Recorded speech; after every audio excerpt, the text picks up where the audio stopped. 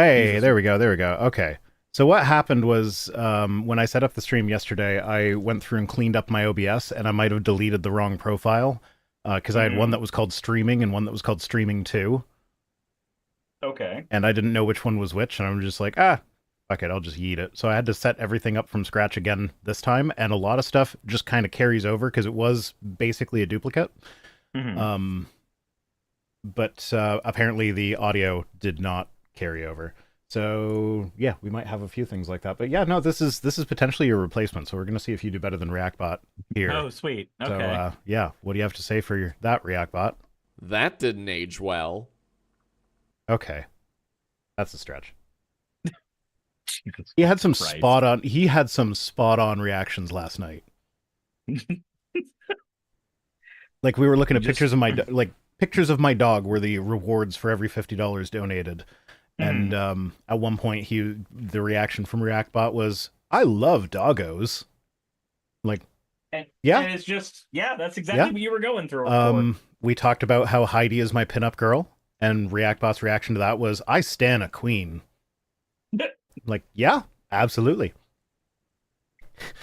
Progress only says, okay, that's a bot. Yeah, it's a bot. It's ReactBot.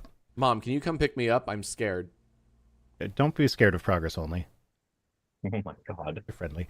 Yeah. Do you Why know the is he story like behind this? ReactBot? I don't know the actual story behind Reactbot. I have a truncated version you gave me. Okay. Yeah, no, that's Jack's Films makes fun of lazy reactors, and one of the things he's done is like he'll have ReactBot, and whenever one of the reactors he's responding to says something that is actually kind of funny or just super cringe or whatever, he'll add it Hmm. to the list of phrases that ReactBot can say, and Oh. then he will use ReactBot to see if you can get a better reaction to the TikToks or whatever that the React streamers do, but like with a bot. Oh, they fell off hard.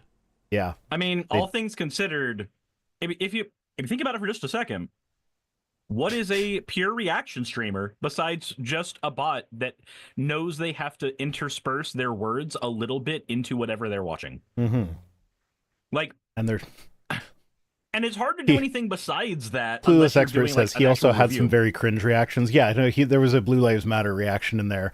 I promise you that does not represent the views of Jack's Films. That like that was in there as like it's supposed to be cringe. This is a horribly cringe thing to say.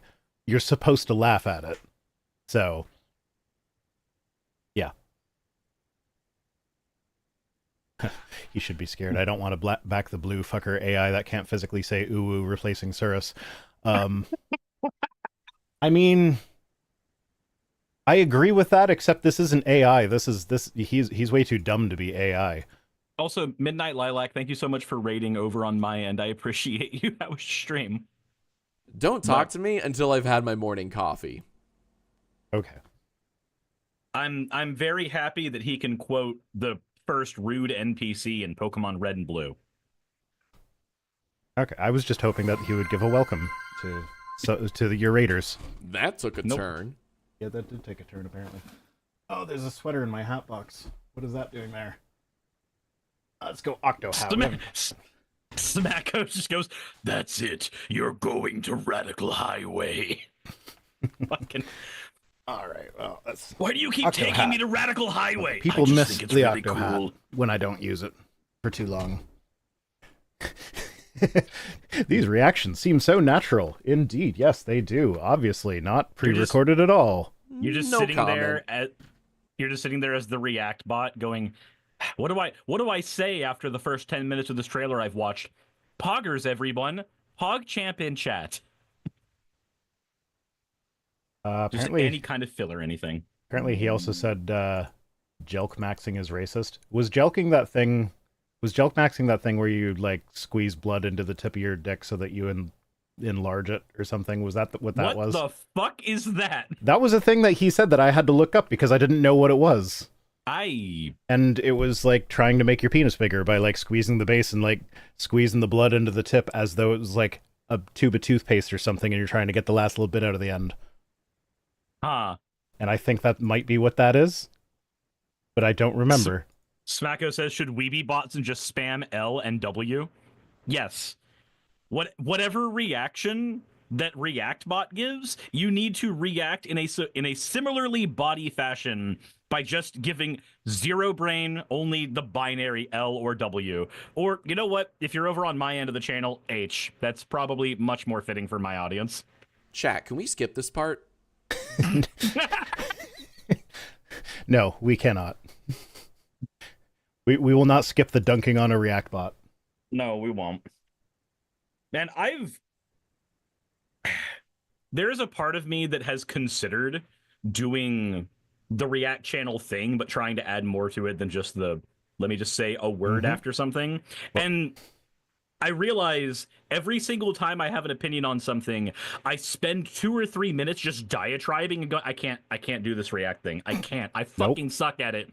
Yeah. Duct Tape Jake says streaming seems easy. I should revive the account and post Reactbot to me playing games. That's actually the purpose of Jack's Films making it available to everybody, is so that people can make YouTube channels where they have Reactbot as the main content creator or whatever, just to show how replaceable React Sniper Wolf is. Yeah, basically. Anyway, that's enough for Reactbot. Let's say goodbye to him. Bye, Reactbot. This aspect ratio rocks. Okay. Bye. Ah, cool. He's watching a Zack Snyder film now. I don't know. Most of what Jack's Films talks about is people responding to TikTok, so I assumed that that was actually with regards to the vertical aspect ratio. Also, Most definitely Stoff, does thank not you very rock. much for the hydrate. I'll do that real quick. Smacko says, I already miss him. Something of value was lost. He's still here in spirit. Yup. It's true. Oh my god, fuck. And that was a perfect reaction to me saying that. But, like, yeah, no, he's still there. Bro has no life. He has no life. He's still there. Has no life. Okay, if I press play on my music, you can't hear my music, right? No. Okay, good. That's still set up right. I can't hear you over the Pizza Tower soundtrack, no. I don't think that's what I'm listening to. That's what I'm listening to. Okay. Yeah, well, I like to listen to music that doesn't go out to the stream, because then all the people watching the stream can listen to whatever the fuck music they want. And you know what? That's entirely fair. I like sharing music that I'm listening to with my people on the stream. Thank you for resubscribing, Myonin Stankfoot. They say, I'm just here to say hi before I change to a stream I can pause. YouTube, here I come. Smacko says, that's Pizza Tower? I thought it was some Genesis Sonic song. Maybe that's why I like the Pizza Tower soundtrack so much. It's like 80% of the way to a Sonic soundtrack. Yeah. Okay. Anyway, Rhino, how are you doing now that we don't have a third party staring at us lifelessly? I'm good. How are you?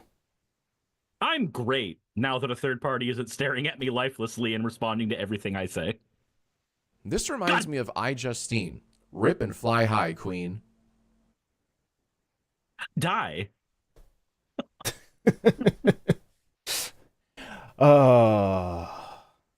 Yeah. John73 John says, wait, we're supposed to listen to music while we watch the stream? I listen to the stream while I play Factorio. Am I in trouble? I don't know. Does Factorio have music?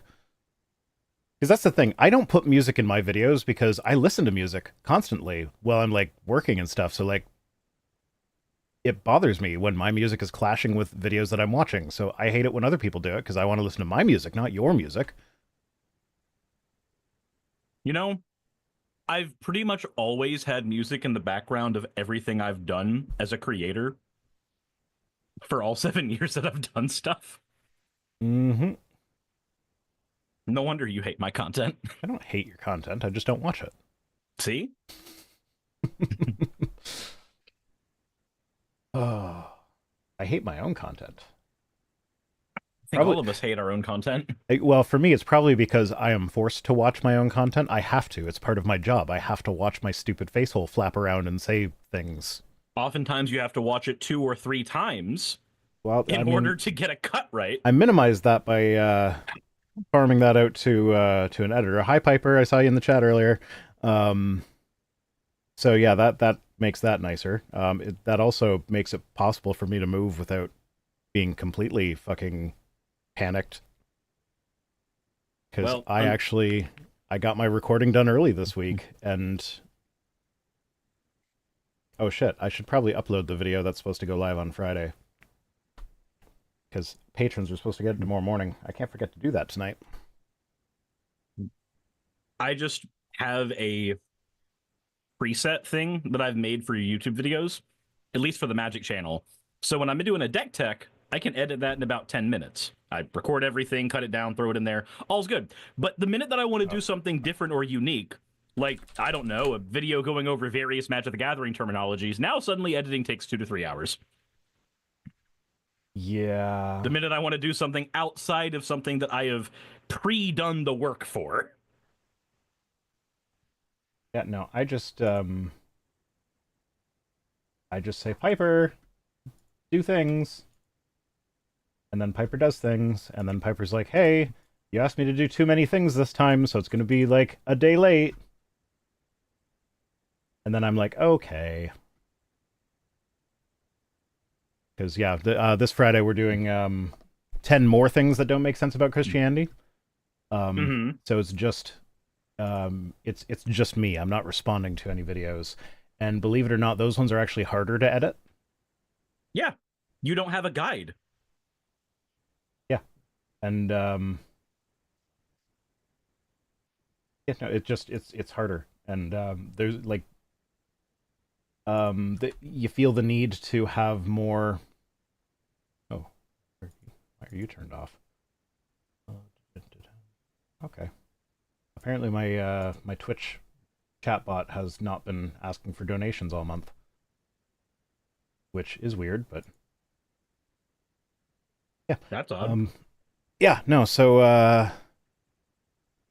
yeah, no, it's also more graphics intensive because like when it's just my face on there, you're not getting a break from my face the entire time. So it's like, okay, well, we need to throw something up there to be more visually interesting than just me. So I think that's probably the other reason why it was harder to edit the terminology video, because normally when I'm doing a deck video, I'm flashing all the different cards on screen, and it's really simple to do. But the minute that I'm doing that video, I'm like, okay, let's talk about Ravnica. You can either stare at my VTuber avatar, or I can actually put up pictures of the fucking planet. Let's go put up pictures of the planet. So now I gotta find the picture of the planet. Now I got to. And now I've got to make splice sure it that's in. not a fucking WebP file. What's wrong with WebP files? DaVinci cannot read them. Oh, okay. I still use Adobe. I stopped paying for Adobe, so yeah, I get it. I'm not gonna. I am not going to blame anyone for not paying for Adobe because Adobe is kind of shit. However, it is powerful shit. Not that DaVinci's not, but DaVinci also has that caveat in there where like it's free as long as you make less than X amount of dollars with it, and that's not something that I ever want to have to deal with. Wait, that's a clause that DaVinci has? That is I haven't. Well, they might have changed it in recent years, but I have used DaVinci. I first started using it, and it wasn't a lot. It was like $10,000 a year or something when I started. So I'm like,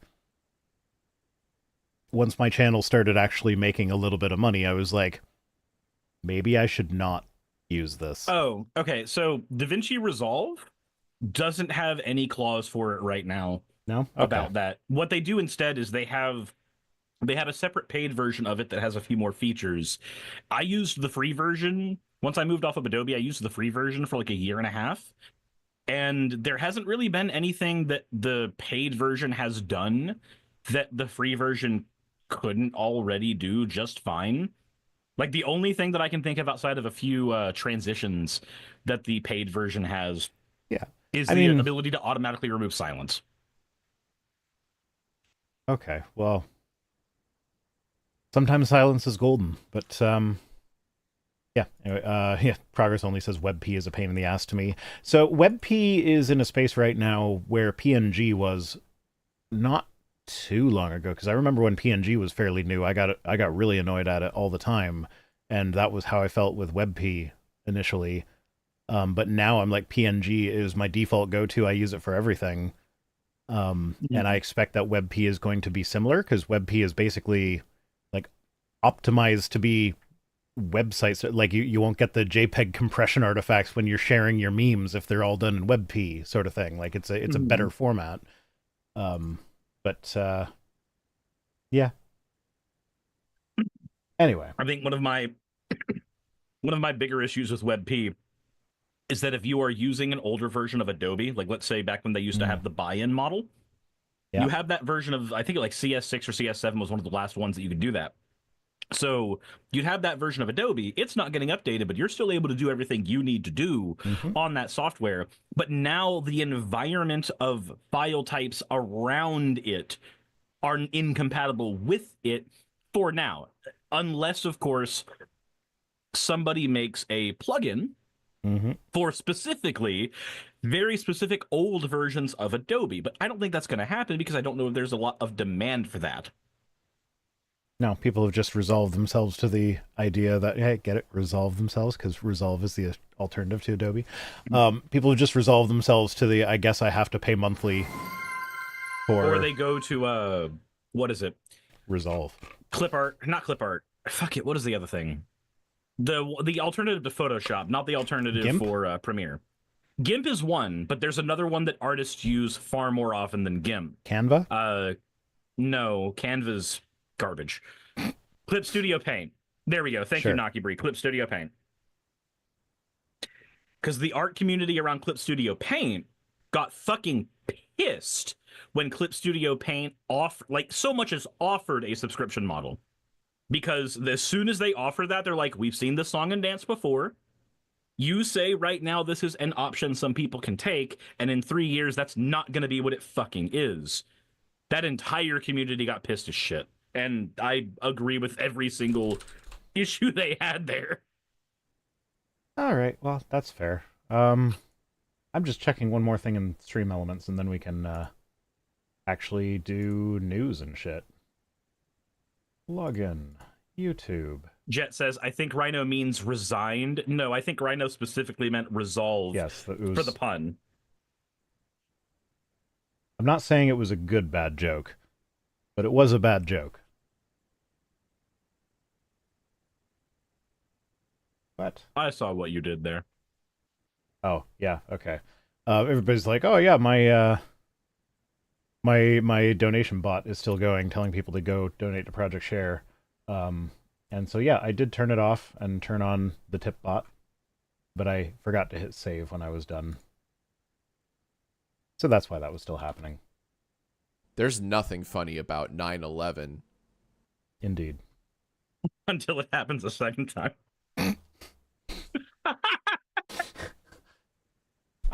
Sorry, I know that joke was a tall order, but I think it might have fallen flat. Speaking of towers, our first news item tonight is... Fuck, I forget where my button is. God damn it. My favorite tower is Pizza There Tower. it is. No, okay. This was more funny before they added the one person dies to the beginning of it. But, did you see the video of the Cybertruck that exploded in front of Trump Tower in Las Vegas? Cornelius sent me the video. Yeah. So, yeah. Have you seen... Did you see fucking Ian Miles Strong trying to suck off Elon over this? No, I didn't. All right, since that's not one of our tweets, I'm going to go ahead and tell you what I saw. Okay. Ian Miles Chong went on to Twitter saying, it's a really good thing that Elon Musk chose to build the Cybertruck exactly the way he did, like a tank. Otherwise, there would have been more fatalities. They're like, my guy, you're using this to ignore the fact that the car did, in fact, faultily explode. Well, no, it was probably the fireworks in the back that exploded. So I'll give him that. However... I didn't see anything about because like if it had been a lithium fire, they'd still be trying to put it out now. Because lithium self-oxidizes. Like the combustion reaction with lithium creates its own oxygen, so you can't smother that fire. You have to cool it down to a point where it can no longer combust. And the way you do that is by spraying water directly on it for like 48 hours straight. So, if you had liquid nitrogen, you could do it faster, but no fire truck's I don't think a fire truck is online. Equipped with liquid nitrogen. Yeah, because it's not needed in 90% of circumstances. Well, apparently they make like special car fire blankets for EVs that you just like cover it, and so like it doesn't stop the fire, but it contains the fire until it's just done. Okay. Um, but yeah. So anyway, I don't think the car battery actually caught fire. However, the image of a fucking Cybertruck exploding in front of Trump Tower in Las Vegas is just like, is that not just a spot on, like, if somebody wrote that in a piece of fiction as the way the new year was rung in, People would say it's too hammy. it's too on the nose. That's just too on the nose. Like, Elon Musk is in front of Trump blowing up. Like, no, come on. Find a better allegory. Instead, it just fucking happens. Yeah, so they yeah, so no, they were working on extracting the person that was still inside the vehicle, so they wouldn't do that if there were still flames. So the battery, I am confident in saying the battery did not catch fire. I have not seen news either way, but as funny as it would be to be able to blame this on another issue that the Cybertruck has that needs another recall for, that is not what's going on here. We can still make fun of the Cybertrucks for requiring glue for keeping on shit like their hub protectors. Oh no, the gas pedal had to be screwed on. But placental lizard says truth is stranger than fiction because fiction has to make sense. Yeah. We need Chekhov's gun. In fiction, we need Chekhov's gun. Otherwise, things don't make sense. But in reality, Chekhov's gun is not a concept that actually holds up. Sometimes shit just happens. Sometimes shit just happens. Let's see. I thought I saved the video of the fire, but I guess I didn't. However, I do have I don't know if we...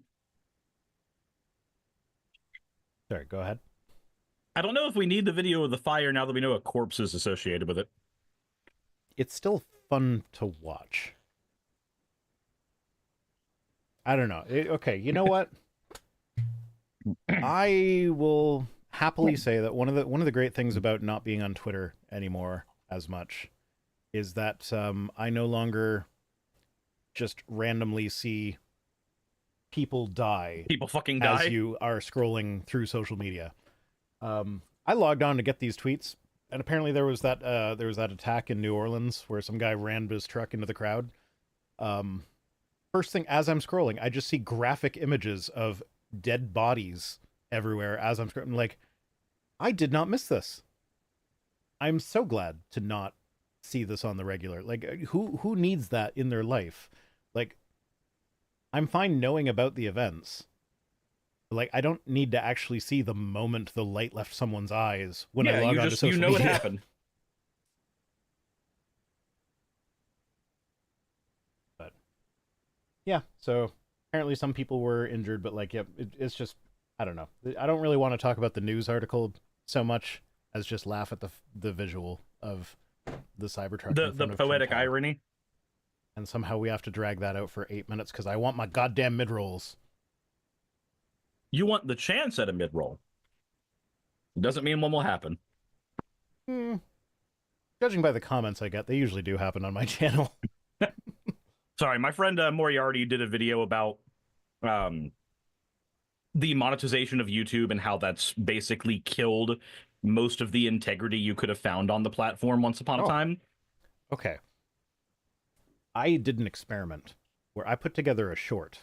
I'm sorry, I gotta take this hat off. I put together a short, and I did the thing, you get YouTube shorts where it's lazy content creators, a la ReactBot. Can we give a shout out to working moms? Yes, we can. Working moms are great. But yeah, no, so one of the brands of lazy React content is they will like screenshot a post on Reddit and then make a short that is only like 4 or 5 seconds long with just their face barely even reacting to it or just like pointing at it and like or whatever. But the post is way too long to read in that time. So in the time it takes you to read it, you have now, the short has probably looped like 5 or 6 times. So I wrote a comment on, I wrote a YouTube comment on one of my videos. I forget what it was. I deleted the comment right after I did it. I just did it for the screenshot. But it was like this long multi-paragraph thing about how much I hate it when people do that. And then I took a screenshot of that comment and put my face in the bottom corner, just being like, and I made it 8 seconds long. And that goddamn short did better than any of my other fucking shorts. It was #1 in the rankings by a lot. And it just, like, it hit the algorithm. Like, the average watch time was, like, 567%. Jesus Christ. Yeah. So, because nobody's going to pause that. They're just going to wait. well, some people did. I got comments from people saying that, like, oh yeah, I normally, to not reward creators who do that, I pause it to read it. But then I realized what you were doing, and I hit play and let it loop while I finished it. My favorite were the comments that were like, oh, this is too long. I'm not reading that. You expect me to read all that? I'm like, no, that's the point. And before that short, with all of the views it made you a total of $3. It's sitting at 56 cents right now, actually. Fuck YouTube Shorts, man. I mean, but if that is what you are doing, you can do like 6 or 7 of those per day. Easy. Congratulations, you've made $3.50 that day. 56 cents Canadian? No, I got paid in US dollars from YouTube. Fuck, I gotta update my taxes. Fuck. I have to file a W-8 because mine is expired now, and YouTube and Patreon are both yelling at me about it, and I've forgotten because I'm busy with moving. God damn it, Taxman. Okay. Kazooie says, I've heard shorts is shit for money, but good for your algo. So, no. No, I'm actually in the process of scaling. Oh, yeah, Piper, this is something that I was going to talk about in our meeting. Don't worry so much about finding shorts for me, because I've been finding, since I've been publishing shorts regularly, it has been tanking me in the algorithm. Yeah. So the problem with shorts, for the average creator is what we get rewarded on is the length of time somebody sticks around on our channel. That's what works on the algorithm. Shorts, on the other hand, algorithmically do not repeat creators more than once or twice unless you engage with that video, and then you'll get a bunch of stuff from that creator over time. So what the YouTube algorithm sees when somebody goes through your entire short is, oh, we'll recommend another short to you. But they'll never actually help direct somebody to your main channel. Most people's swiping habits are not aligned with clicking a subscribe button or going to a main channel for a short. You can link a main channel video in your short, but it's not going to do anything either. Yeah.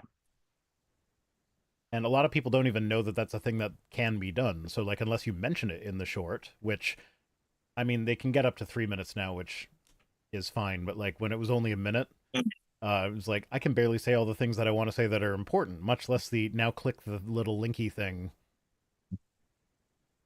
Or you have the standard thing that you do at the end of the short by just ending it by going, and that's why. I did that in one. So that it can. I fucking hate that. Loops. I fucking hate that, but I did that as well. I hate that so fucking much. Smacko says, I do that. I mean, when I see something is short and interesting, I go straight to the main video. But see, Smacko, there's a difference between you and the average consumer. You're an artist, so your brain is literally wired to think of the creator when you see something interesting. The average public is not.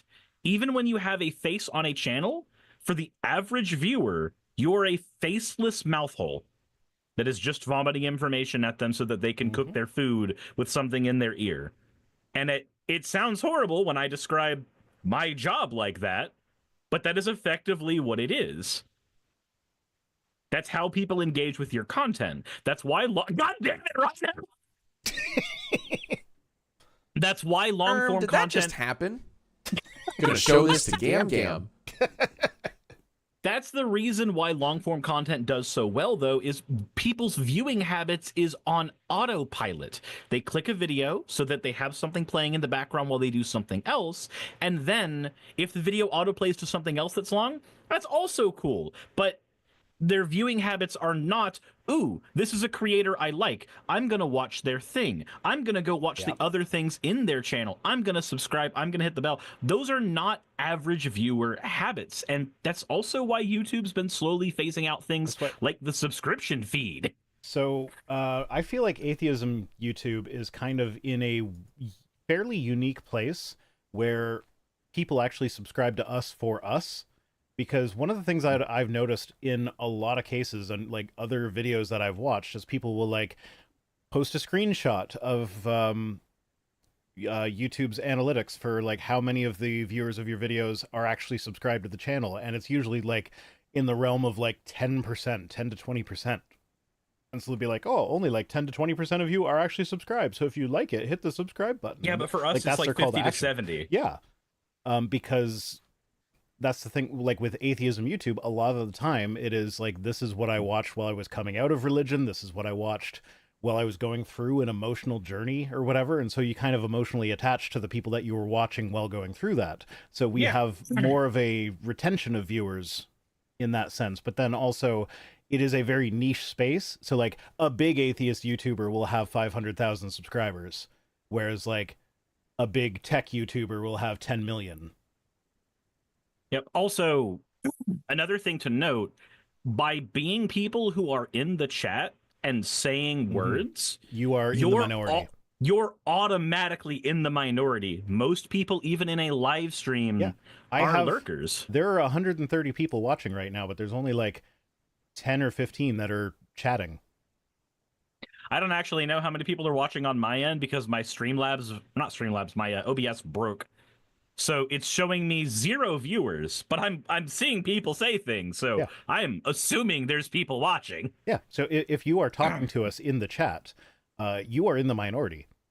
And so like now, to be fair, as a YouTuber, the people who interact and leave comments and chats or whatever, we are more likely to make decisions about what to do with our channel based on what they are saying, even though they are in the minority, because they might be the minority, but they're the ones that we see. I don't see if you don't comment. Hello. And Duct Tape Jake just resubscribed. Thank you for that, Duct Tape Jake. Also, another thing that goes with that, though. Swift Tortle says, this lurker feels called out. I have never seen your username before, to the best of my knowledge. So there we go. Yeah. Welcome to the chat, Swift Tortle. You are now in the prized minority. But at the same time, there's a weird paradox, though. Lurkers are the backbone of a live streamer's revenue and everything, because when advertising and everything hits, they are there, they are inflating the numbers, they make up the majority of the audience. The more lurkers you have in a chat, the more the algorithm is going to recommend.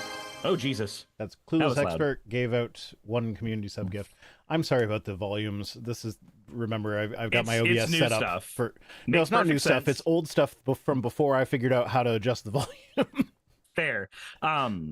But lurkers are both the backbone of how streaming functions as a career for streamers, but paradoxically, chatting weights your channel in the algorithm because the algorithm sees 2 things, retention and engagement, and it weighs them both in a weird, invisible thing that none of us get to know everything about. We can talk about it because we see the end result of it. Can we all get a W in the chat for the lurkers?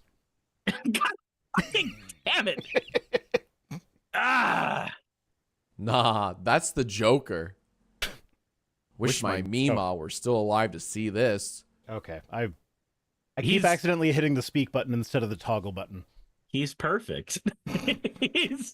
You say that, but you haven't heard the Blue Lives Matter one. I hate him and I want him to die, but he's perfect. I mean, I could go back to this. You've been a bad girl. But at least there's soul there. Yeah, no, that's the one thing that ReactBot will never be able to replace for you is this one. Oh woo. Ooh woo Oh woo. Oh woo. You know, I'm glad that H-bomb got cut off of all things. Yeah, I mean, his is too long.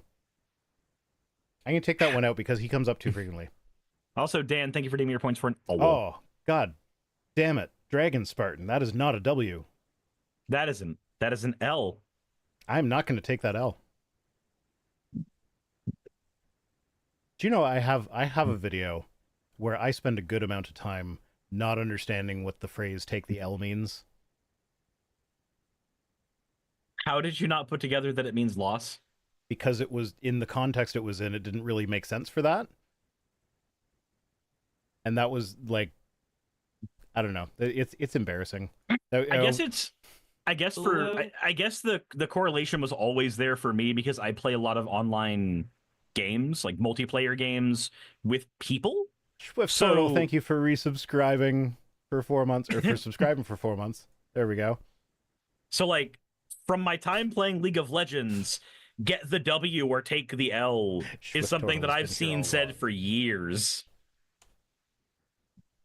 John is like, wait, was that an L or an uppercase I? I assume it's an L from context. I think it was an L. God damn it, Webmage. Not that loss, but also, you know what? That loss doesn't anger me as much as the game. I am so sick of the game. I don't know what you're talking about. Well, congratulations. You're one of the few people who can't lose the game. And now everybody in the chat just lost the game. Okay. So my kids do that, and I don't fully understand it. So whenever they start saying I lost the game to each other, I just look at them and be like, I just won the game. And they say that's not how it works, and I'm like, but I don't know that that's not how it works. So hold on I won 1 the game. second. I think groceries just got delivered. I need to think. You're abandoning the stream to get groceries? Like, fuck, you think feeding yourself? Being a responsible adult is more important to you than streaming and engaging with our lurkers? Fucking fuck, Cirrus is rude. Yeah, I know. I'm gonna have to bring back ReactBot. I know nobody likes ReactBot, but if Cirrus is gonna leave us for groceries, then What am I even watching? I don't know, ReactBot. What are you even watching? You made an Austrian very angry, Cirrus. Last time we were angry, things did not turn out well. I'm not sure what that is referring to. I can think of a thing that is referring to, but it's not a thing that I don't know. Okay, yeah, that's the thing that I thought it was referring to. Okay, Saki is taking care of groceries, so Okay. I can be here annoying all of you. So we can turn ReactBot back off. That's totally me. Hello. Thank you for cheering 25 bits, my little geekery. Oh, XKCD anti-mind virus comic 391. Okay, I love XKCD. So you're distracting me. Yeah. XKCD. XKCD. What is? You don't know XKCD? Apparently not. Oh. XKCD. You just won the game. It's okay. You're free. Alt text is, I'm as surprised as you. I didn't think it was possible. Yeah, no, I love XKCD. It's Randall Munroe's comic. He's the guy that wrote the What If books. Okay. And he's hilarious. He's got the same sense of humor as me, where like everything is just, it's very dry and sarcastic a lot of the time. And he puts a lot of effort into just making dumb jokes that very small percentage of people will actually get.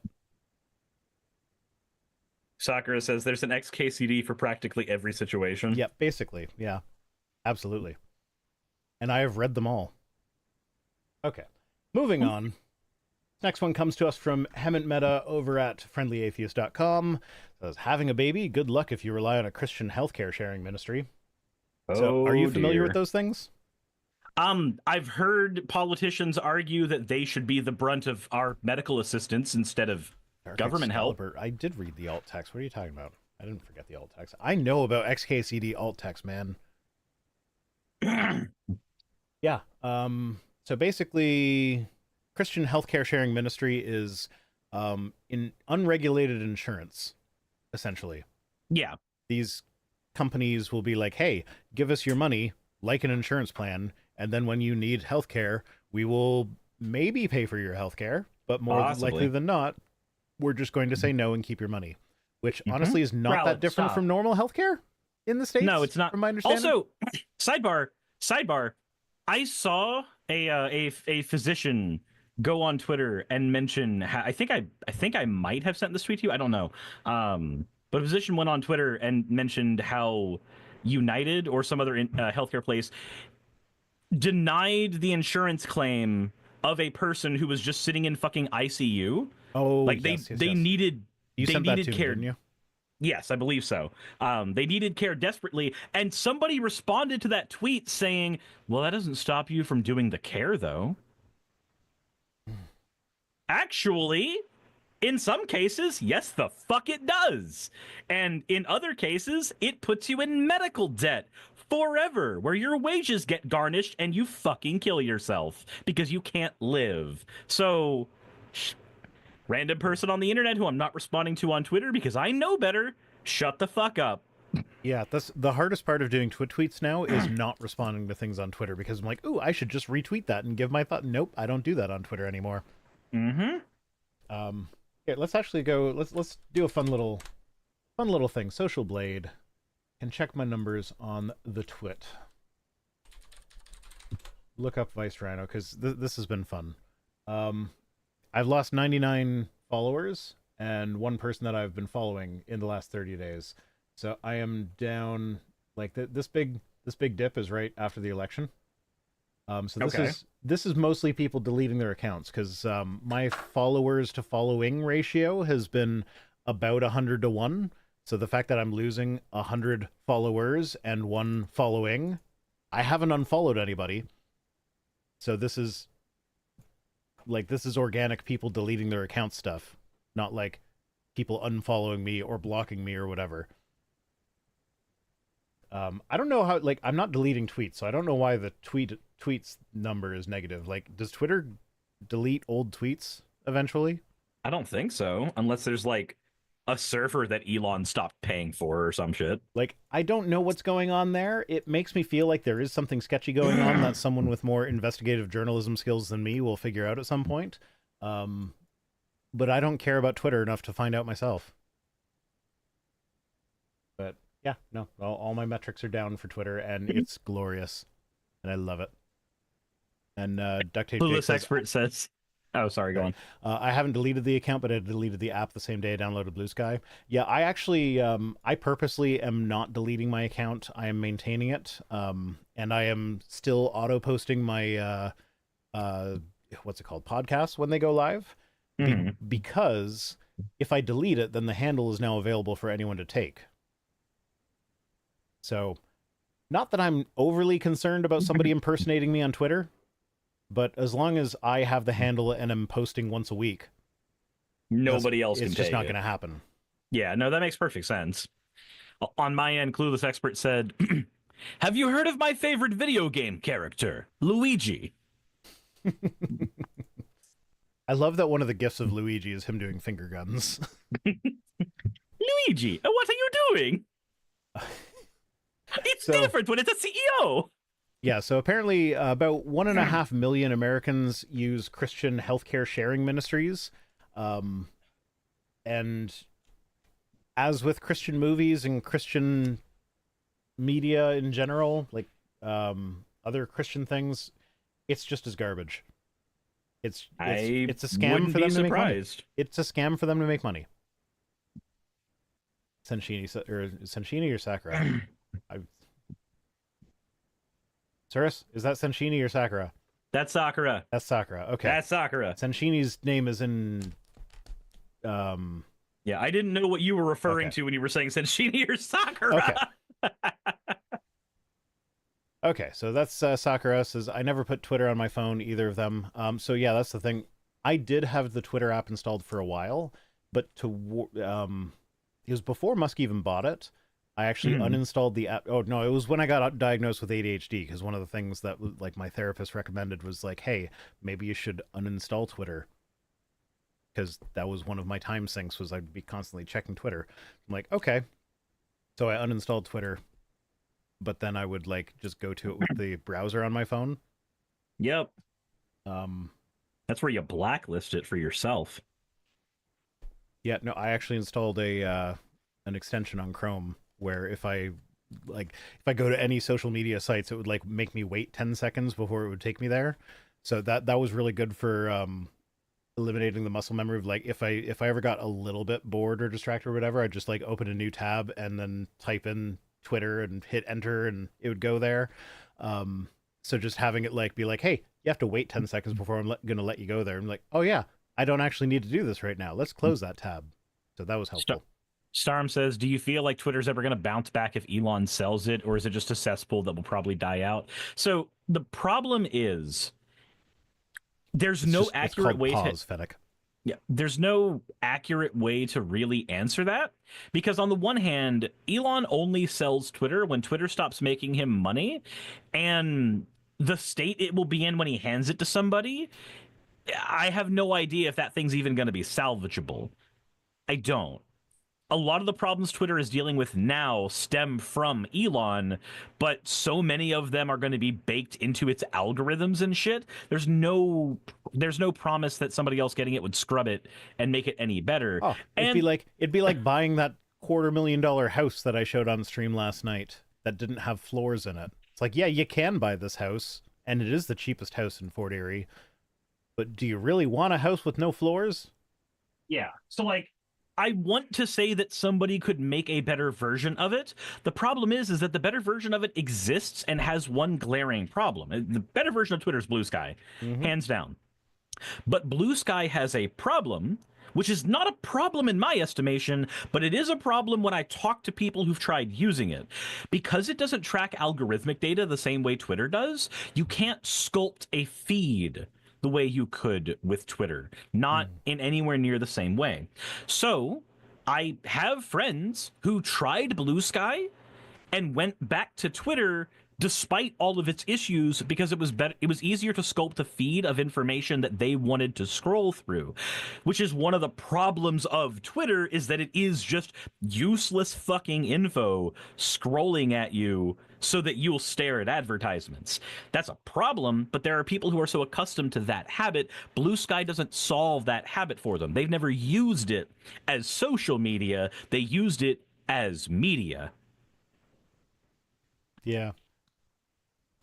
I mean, Stoff is saying I like the multiple feeds I can have. Yeah, you can do that on Blue Sky, so you can curate your feed to be specific things, but it does...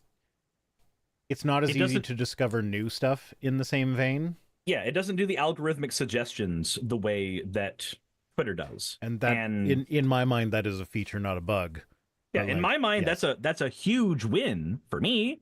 I'd rather not have an algorithmic slog of we think you'd like this because of this. It feels there's so also like there's so many things unpersonal? that like there's so many things that like my Twitter feed is fucked up because like I mean first off I do this show so I am intentionally going for shit that is inflammatory, but then there's stuff that like oh I clicked on this and I interacted with it in a way because like it was catchy, and then as soon as I did I was like oh now no, there's a billion of them. And now I have a million of them, and it's like, no, that's not actually what I wanted. So, like, having that not happen is actually good, in my opinion. Yeah, and I understand that, and I agree with that, because that's how I prefer my social media as well. Yeah. The problem is, I know so many people, like I said, that use it as just straight-up media. They use it as entertainment for its own right, that losing that suggestion fucks it up for them. So anyway, we are supposed to be talking about Christian Health Share Ministries. Who let bro cook? Yeah, right? Like why are we cooking our ADHD thoughts? I know, right? It's almost like we're the exact people who Twitter is meant to predatorize. Yeah. So yeah, groups like Samaritan Ministries and Liberty Health Share ask everyone in the system to pay a specific amount into the insurance pool every month, but the companies don't collect all the cash or send it to healthcare providers. Well, now we have dozens plus 4. So for a fee, the company simply tells individuals where to send their money. Have any? I remember we not having any. We have so many. We have so many cans of tomato paste. I'm sorry, hon, but now we have more tomato paste. It's not like it's going to go bad. It's cans of tomato paste. It's not going to go bad at all. You just don't need tomato paste for like a year. Yeah, Yeah, so it's not really insurance, but they pretend to be insurance. I had someone in the chat earlier was saying that like oh, there we go. Progress only was saying insurance technically has to pay 80% of premiums towards care overall because they're regulated. So even if they're shit, they're still regulated to do stuff like There's that. at least something there. Whereas these guys typically pay about 25% of the premiums towards actual healthcare. While pretending to be a good replacement for healthcare, while politicians sing the praises of them. Yeah. Well, I dabbled in libertarianism when I was younger, and so I can see the argument for this, and that like the government shouldn't be forcing people through taxes to pay for other people's health care when realistically like they had like back in the early 1900s there were like church groups where people would, and they basically described this thing where people would pay into it, and they described insurance or whatever. Yeah, we also didn't have fucking hospitals in the early 1900s. Yeah. Also, well, I mean, that was back when doctors did house calls. Yeah, that was when the primary way that you got care was through doctor house calls. And you know what's funny? Because of how fucked the medical sorry, whenever we get on medical industry stuff, I'm going to go on a tangent because of the fucking essay. It's where my brain has been. But the essays, at least it's done. At least I'm done writing. Now I just have to record. But anyway, so funnily enough, we've actually gone full circle and gone back to the doctors making house calls thing because the U.S. medical system is so fucked up that doctors basically get abused when they're on staff with the amount of hours they're having to do, with the amount of procedures they're having to do, with the amount of political games they have to play, because they have to do things like not accept certain surgeries because they're a little too risky, and they get their pay judged by how many successful fucking surgeries they have. So doctors have started doing what's called the concierge system, which is where you pay a doctor on retainer to give you house calls. And they leave the medical industry at large, creating brain drain in rural areas so that they can go into the concierge system, which makes them more money, but doesn't actually provide any better care for fucking anybody. Sir, do you see my new hat? I see the duck. Someone sent this to me. This showed up in my P.O. box. We've gone full circle. We are back exactly where we were again, creating all of the same fucking problems we had from 120 years ago because our industry is that fucked. God, I can't wait to record this fucking essay. Jesus Christ. Yeah. So they say 16,000 words. Everything is fine until the moment you need them the most, the healthcare people. Yep. Duct Tape Jape is going shopping. Have fun shopping. Spectacular says, I actually lost my doctor because he went concierge. Yeah, that's a fucking problem. That's Fun bad. Fact, that gets exacerbated when you take abortion care into account because new doctors are not going to places that have abortion restrictions. So the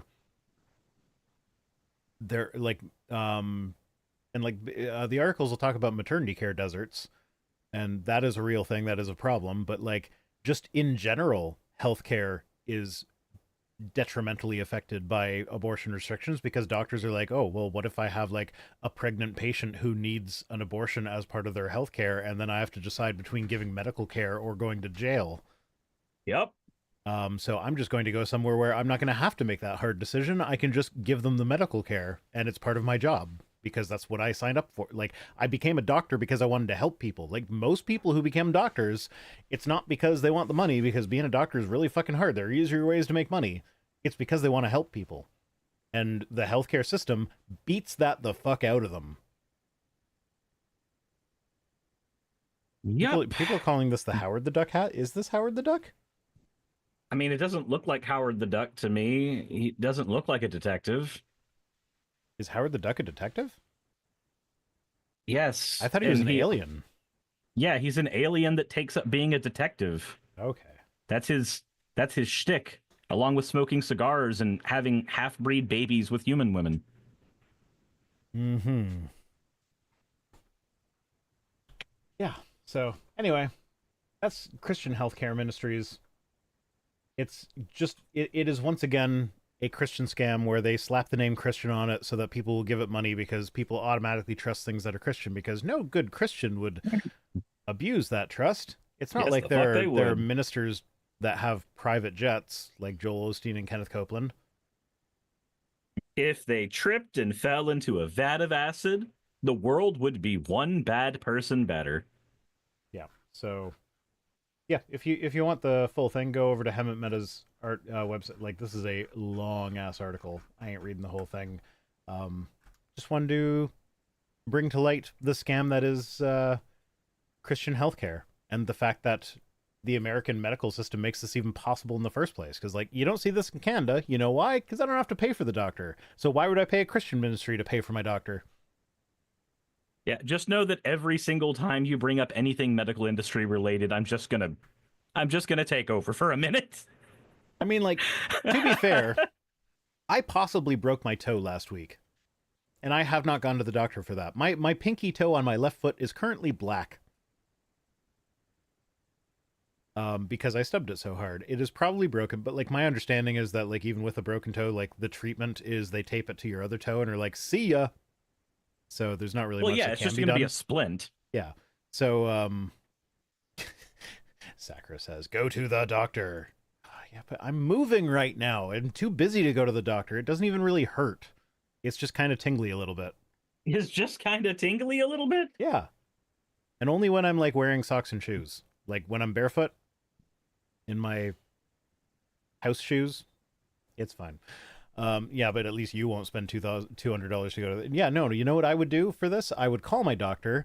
My doctor would not even see me. My doctor would just requisition an x-ray, which I would then go to my local hospital, get my x-ray done, and then she would call me on the phone to be like, hey, either it's broken, we need to do something, or it's broken and you're fine, or bro, what if your toe falls off? It's not going to fall off. The black has been shrinking over the last few days. It's mostly not black. Mostly not black now. Okay. Please go, you don't want gangrene. I don't think I have gangrene. Yeah, most people don't think they have gangrene. It's just a really bad bruise, okay? I don't know. Maybe should I make a doctor's appointment? She says meh. And she's the Canadian. She is the one who is financially reliant on me. So let's ask ReactBot. They say, okay, ReactBot, should I go to the doctor for my black toe? Cool video. Okay, try again. Feeling old yet? Yes, I am feeling old.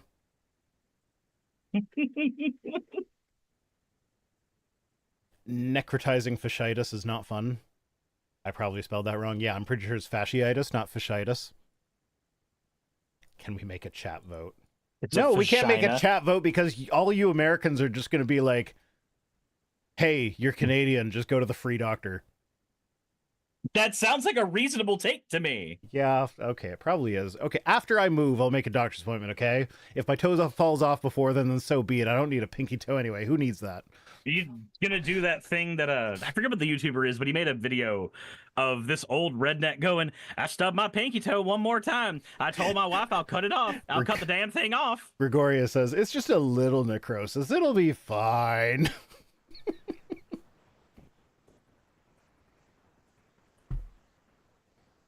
I don't know. Kazooie Like I says, said, as a Canadian, go to the doctor. You're risking losing that foot? I don't think I'm risking losing that foot.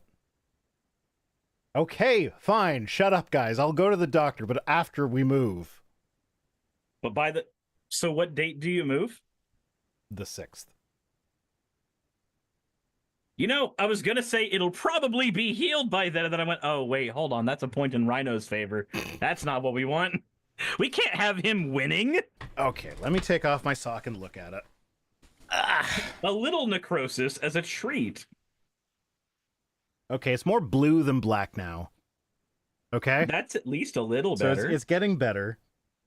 The nail is still black, but it's like just like a little bit black. Foot stream. I know better than to post pictures of my feet, okay? Although, free. To the best of my knowledge, y'all have still been too lazy to create a WikiFeet profile for me. So I'm going to check that now, but obviously not on the window that a stream can see. Google Chrome. WikiFeet Viced Rhino. Has anyone actually... Oh! I do have a WikiFeet page now. There it is! I have a WikiFeet page! Life goal accomplished. Okay, do y'all Jesus want Christ. do y'all want a picture of my black toad and my wiki feet? Oh, god damn it. I need to pick better friends. Thinks this didn't really happen. It did, ReactBot. Yeah, so WikiFeet, Jesus Christ. men.wikifeet.com/Vice Rhino is where you can go to see my toes, to see these little piggies. Dark Excalibur says, I will pay you not to share feet pics. Okay. Send me, what are bits again? How much is a bit worth? A penny? It's worth a United States penny. Okay, send me 10,000 bits and I will not share feet. That's $10, right? That's $10? But if somebody outbids you, then, you know. Might be against the TOS of WikiFeet. I don't know. Oh my god. Hi, Chip. Hi, buddy. How are you doing? Okay. 100 bits is 1 USD, so 1,000 bits is 10, so 1,000 bits. Oh, that's right, Stoff. I don't think Circe knows about that. Circe, do you know about the $609 goal? No, I didn't, but it's Stoff, so I'm scared. Oh, it's something about me being penetrated by a pole or something. I don't remember exactly, but it made me laugh and I loved it. That's a strange bit of detail to blank on. Yep, it is, but this is me. This is my life. Oh my god. Stoff, say what you're doing. And I guess add a black toad or whatever the fuck you're doing. Oh my god. Chip, I love you, but I can't have every micro movement I make be you following them. Dark Excalibur for 100 bits says, here's 1/10. You can show the other 9 toes. Oh, what's the black one? Well played. Okay, I will not show my black toe. Okay.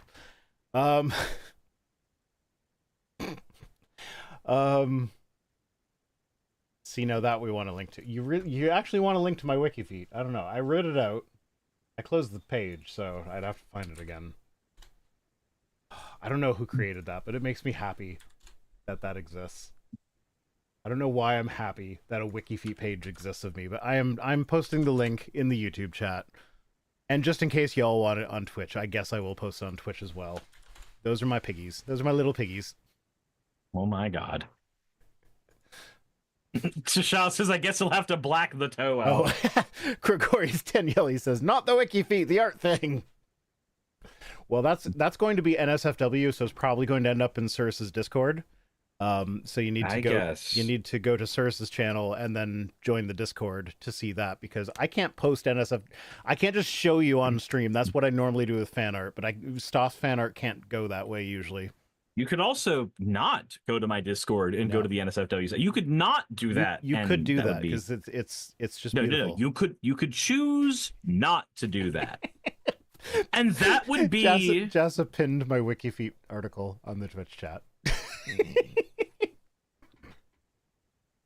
I'm sorry, I'm just having too much fun with this. Once upon a time, Twit Tweets was a place where we specifically hopped on to make fun of idiots on Twitter. Now it's just evolved into in-jokes and porn. What? There's a picture of my feet with rainbow toenails. Somebody should find that and put it on my WikiFeet. Somebody should do that. Anyway, next news item. Absent GOP Congresswoman found in assisted living and memory care home. This was sent to me by Rob Gibbons. So yeah, Republican Rep Kay Granger, who has missed 100% of votes in the House since July 24th, has been in an assisted living and memory care home, according to a report. Huh. So, I'm sorry. If you are in charge of making the laws of the country in which you live, you shouldn't be in an assisted living facility that also specializes in helping you remember shit or caring for people who can't remember shit. So, like, no. Just get no. the old blood out of the politics and get the old money out of it too. People are talking about like there should be an age limit, and like, yes, I agree, there should be an age limit, but there should also be health requirements. Like, if you have dementia, it doesn't matter what age you are, you shouldn't be making laws for the country that you live in. Yeah. And that's not against. I'm not against people with dementia. I am against people with dementia deciding on laws and voting on laws because they are just not capable of fully comprehending what's going on. You're against people with dementia deciding whether or not you deserve health care. Yeah, and I say this as someone who will probably get dementia when I'm older. It's in my family. Like, my grandfather had Alzheimer's, my grandmother had dementia, and those are like, one is like the grandfather on my dad's side and the grandmother on my mother's side. So like, I am going to have cognitive decline at some point in my life, and I don't think I should be making the laws for Canada when that happens. I think you should make all the laws. I recognize this would be solely for the memes. Okay, I feel like my natural inclinations would have me voting the right way most of the time, but I still wouldn't trust myself to understand enough of what's going on to reliably vote the right way. And that makes you better than most of the politicians in power already. Well, the fact that you even have enough self-awareness to recognize that is a point in your favor. So Jas is asking, would I still be better cognitively than your current premier, which is Doug Ford, who he's a piece of shit. Yeah, no, I don't think he's suffering from cognitive decline. He's just a right-wing, self-interested piece of shit. As many of them happen to be. Yeah. He's okay. He's doing shit like, he's obsessed with Toronto. So he's essentially the governor of Ontario. He's the premier. He's the governor of provinces. And the only things that he actually is vocal about and is proposing and like things that he is doing are always specific to Toronto. Is like, I think his brother was mayor. He might have been mayor for, no, I don't think he was ever mayor. But like, he's obsessed with Toronto. So like right now, one of his big things he's doing is like, he's making taxpayers from all across Ontario pay to remove protected bike lanes from like 3 or 4 Toronto roads. And he's doing that supposedly to improve traffic flow, but if you just look at the actual data, traffic flow improved. The traffic flow gets better when you give protected bike lanes, because it turns out someone who like lives in one of the residential areas in Toronto, if they can bike to work, they're going to bike to work because that's way fucking easier than navigating Toronto traffic. Yeah. So bike lanes actually make traffic better. But for some reason they seem to think that it makes it worse. I don't know. So like, all the more reason to give a small shout out to a channel that I fucking love, Not Just Bikes. Yeah, he has a video on specifically this topic because he is from Ontario originally. I'm aware of that channel. Yeah, so fun fact, when I went to DreamHack this last year, I saw the guy who was doing the Edge of Allegoria game, so I went up and talked to him and then had him on my channel later. But I also met another guy who did a city simulator game that was effectively a Sim City game, but you had to do all the intricate parts as well. You didn't just make a residential zone, you had to make the plumbing under the residential zone. You had to make everything in layers to make the city work the way it did. And as I was playing it, I was noticing that there were little idiosyncrasies that felt like I was being punished for making certain decisions, and I didn't recognize what was going on until I went, oh, I know these principles. These are the things that happen with walkable cities and shit. And I mentioned the Not Just Bikes YouTube channel. He's like, 1, I'm a fan of that channel. 2, that's why some of these things are programmed into the game, because walkable cities are good. And when you start cutting that off in my game, that is going to have negative side effects, just like it has in real life. So I'm like, oh, yeah. That dude's channel's not only fucking great, he's actually inspiring game developers now. So here's the thing. I actually, as someone who has fairly regularly been a pedestrian in Toronto, I fucking hate the way cyclists ride around there. They'll hop up on the sidewalks, and it's fucking annoying, and you have to watch out for them and stuff like that. But like, you know what? You know what would make that a lot better? Protected bike lanes. If they just had a place to be they would stop hopping up on the sidewalk and getting annoying to pedestrians. Not that that excuses that behavior, but like, I'm all for bikes over cars. And I don't know. It's just nuts that Doug Ford wants to eliminate bike lanes to try and make Toronto better, supposedly, despite the fact that that's objectively not true. But like, when have right-wing politicians ever worried about what's objectively true or false? No, they're more concerned with their bottom line, and if a lobbyist gets in their ear and tells them that something is going to be a certain way, they are more likely to listen to that lobbyist, especially if there's money in their hands. Mm-hmm. And if anybody would like a fun case in point on there, I've actually watched these politicians get bitched out when I've gone to the Capitol and done lobbying myself. Yeah. The shit you see when you actually get politically involved. It's weird. Yeah, all this to say that, like, Kay Granger has been missing, and, like, she just disappeared. So here's the thing that really astounds me about this. It's like, it's not just that she's been absent for all the votes. It's not just that she's, like, got a job and she's got dementia or whatever. It's the fact that, like, as one of the most powerful people in the world, she can just disappear from her job for months, and she still gets paid for it. She still has the job. She can't just, like, it's not a case of like, oh, you were a no-call, no-show for 3 shifts in a row, so you're just fired now. Yeah, it's weird that she still has the fucking job. Yeah, no, and, like, she has announced that she's not going to seek re-election, but it's like, no, if you are living in an assisted care facility because you have problems with just comprehending the world around you, then you should not have the job of making laws that affect the world around you anymore. Yeah, you've basically given that up at that point. Yeah.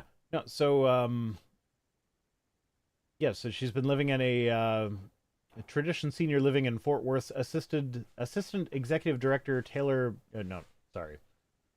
This is her home. So it's Tradition Senior Living is the name of the home that she's at in Fort Worth. It's like, if you can't take care of yourself, can you really be trusted to make the laws to take care of the country? No, I'd argue you can't. I'd argue that you shouldn't be one of the people who did that. Scott D says, if I failed to show up for work for months, I'd A, have a wellness check, B, have family called, and C, lose my job. Oh, I thought that was multiple choice for a while, but it's just all of the above. Here's the thing, like, with my job, I'm a YouTuber. If I suddenly died and videos stopped going up on the channel and there was no one to, like, post an update and nobody knew, and I'm just gone, because of the nature of YouTube, there would still be some residual income, but it would fall off very quickly. So, like, even a job like mine, where it doesn't matter at all and there is technically residual, it's just not going to sustain anyone. I can tell you what my residual is if people want real numbers for that. Fun fact, because I haven't uploaded a video on the main channel outside of the one time when Donald Trump got elected recently, I haven't uploaded anything on the channel because I've been focusing on the video essay.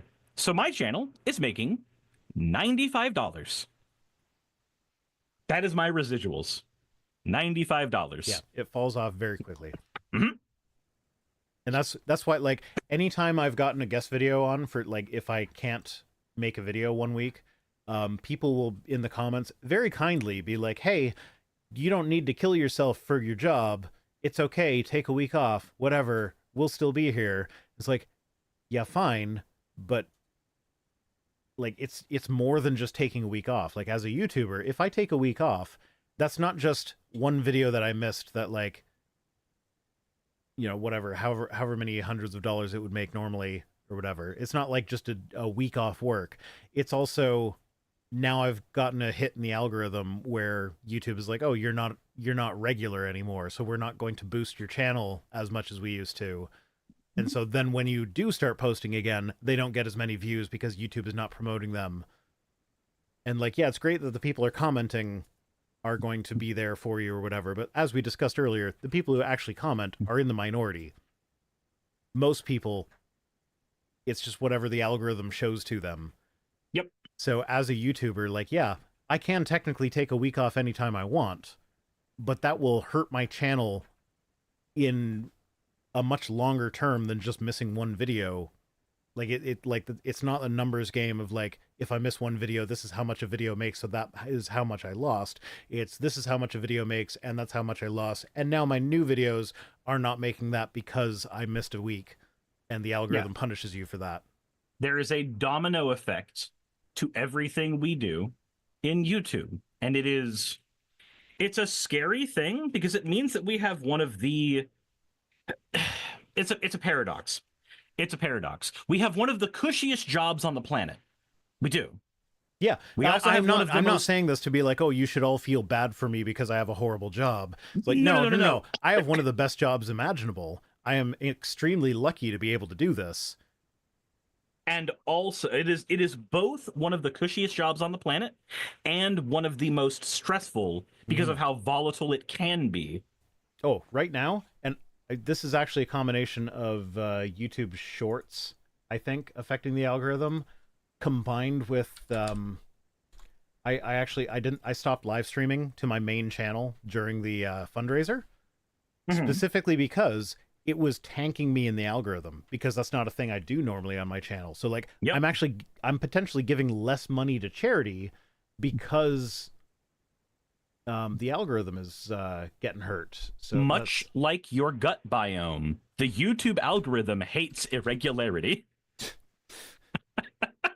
yeah. So if I could just for a moment, so like so when you log into YouTube Studio, it tells you like your summary of the last 28 days. I'll be right back. And my new subscriber numbers, typically it's like it varies quite a bit. Generally, it's in between 100 and 1,000. That's how much it varies by. So like in the last 6 months or so, it's been around like 150, 200, somewhere in there. When I'm doing amazing growth, it's closer to like 500, 600. Occasionally, it'll like bump up to 1,000 or whatever. Since the combination of YouTube Shorts, which is not something I did regularly before, and streaming for charity, I'm now like right now in the last 28 days, I'm up 48 new subscribers. And that's up from what it's been like a couple days ago. It was down to like 12 new subscribers. And that is scary for me because I have never been in a period of negative growth. And because this is my job, it's now like, okay, now I need to figure out what to do to make subscribers come back. Oh, me raising money for charity hurts my subscriber numbers, hurts my income that I use to feed my children. It's easier for me to help a food bank if I don't need to use the food bank myself. So I guess I'm not raising money for charity on my main channel anymore. And it sucks that it's like that. I would rather raise all the money for charity, but like, I got my own bills to pay too. That's one of the reasons it's been hard for me outside of doing the one that we've been doing recently. Holiday week is also really shitty for creation jobs, Progress Only says. No, this actually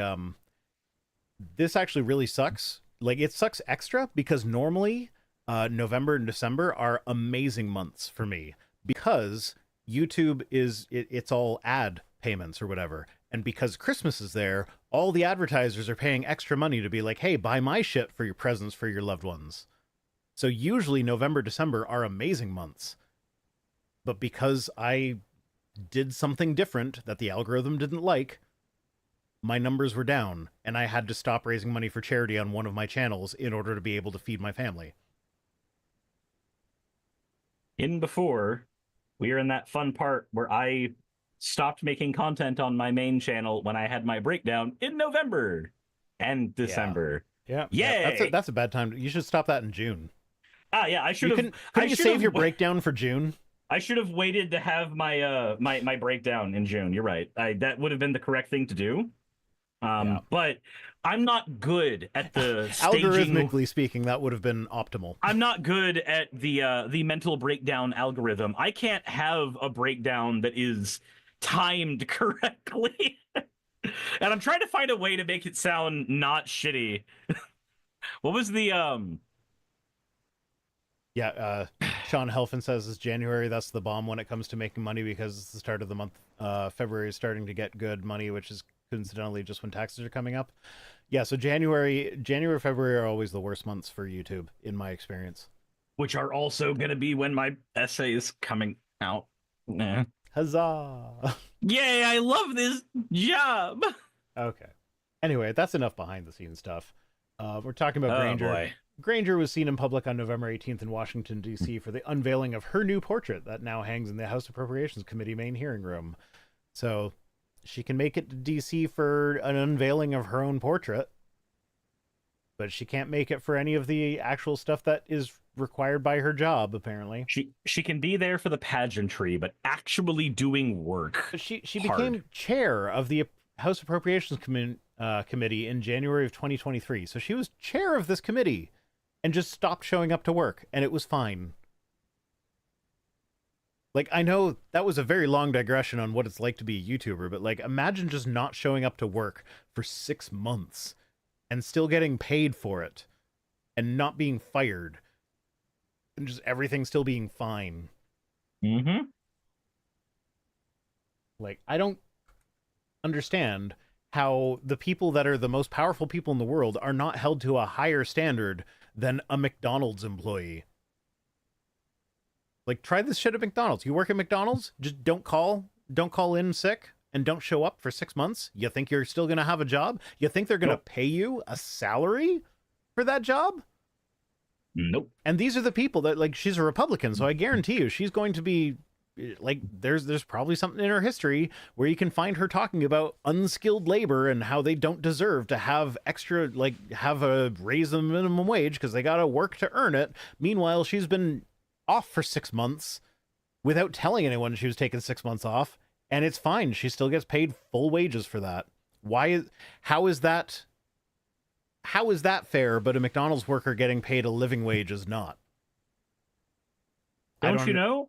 Something rules for thee, not for me. And like, yeah, she's a Republican. This is not exclusive to Republicans. As they point out in the article, the highlight feature on this is not really working right now, and the highlight app doesn't really work with this either. But like, it's not just her. It's also like, so here we go. So in recent weeks, both House Speaker Nancy Pelosi and Senate Majority Leader Mitch McConnell, both of whom are in their 80s, they suffered a fall. So like, we've got the most important people in the country are the kinds of people who, like, when they fall over, it's a scary moment where you think their life might be ended. It's like, if I fall down, the people in my life aren't going to be like, oh no, he had a fall. They're just going to be like, they'll probably point and laugh because it was hilarious, because I'm still young enough that a fall doesn't hurt me. But like, the people that are in charge of the country and making the laws of the country are at an age where like a fall is like, oh no, are they okay? They might be dead now. And in one of their cases, is like, oh darn, they're not dead yet. Jesus Christ. Did you see the meme that was the death, like the Grim Reaper at the claw machine? He's like, oh, I got Jimmy Carter. Surely Mitch McConnell is in here somewhere. I have not seen that. No, I have not. Yeah. Well, I mean, it's a meme that's been going around for ages because Mitch McConnell just won't fucking die. But like, you know, he gives a bad name to turtles everywhere. Yeah, they're talking. And Nancy Pelosi managed to shoot down AOC's bet to actually do things. Yeah. That they mentioned that in here. House Democrats have selected 74-year-old Rep. Jerry Connolly, who was recently diagnosed with cancer, to serve as chair of the House Oversight Committee, rather than AOC, who is actually, like, young and vigorous. Like, what the fuck? Why are we letting these old people rule the country? Control everything? Yeah. Like, no. Yeah, they are going to be dead things. before the full consequences of the things that they enact are felt. So, like, put the young they will people be in so charge. senile they won't be able to notice that there are any consequences. Yeah, and a 2023 poll found that 40% of voters supported a maximum age limit of 75 years for members of Congress, while 23% endorsed a maximum age limit of 65. So that's, I think, the way that poll works. I'm not sure. I'm not sure if that's cumulative. So that would be, I believe, like 88%. No, 98%. No. I'm looking at the wrong number. God damn it. 63%. I added the hard numbers together, okay? Fuck out. But yeah, no, 63%, if this poll works the way I think it works, support a maximum age limit of at most 75 years, but hopefully younger than that. And, like, honestly, I don't understand why that percentage is so low. Like, why would you want senile, doddering old fools deciding the most important rules of the country that you live in? Like, I want the people deciding on the laws to be young and alert and able to comprehend things. Actually, you want the old ones there because they have all of the wisdom. They can't make any of their wisdom saving throws anymore, but they have it. Okay, well, I have to pee. Okay. So I'm going to put ReactBot back up here. Sadly, you will not be able to toggle him, but before I go, just... This video's kind of a nothing burger. Sure. Our damn it. whole stream is kind of a nothing burger. Don't judge us, not Jack's films. Now, question, chat. Did you guys see him take the headphones with him? Will he know that I'm narrating his pee this time? Or is this a thing that he gets to find out later when his editor tells him that I'm narrating his pee? Is that what's... I'm just curious about which one it's going to be this time around. Let's see here. Sephi is saying, I kind of lost track of who's good and who's bad in politics. So AOC is decent. I'm not going to do the whole she's one of the good ones thing because I don't know what skeleton she has in her closet. And also, one of the good ones has some really, really racist annotations. But all things considered, she is better than most of the people in Washington right now. Cinderone says the headphones have a card.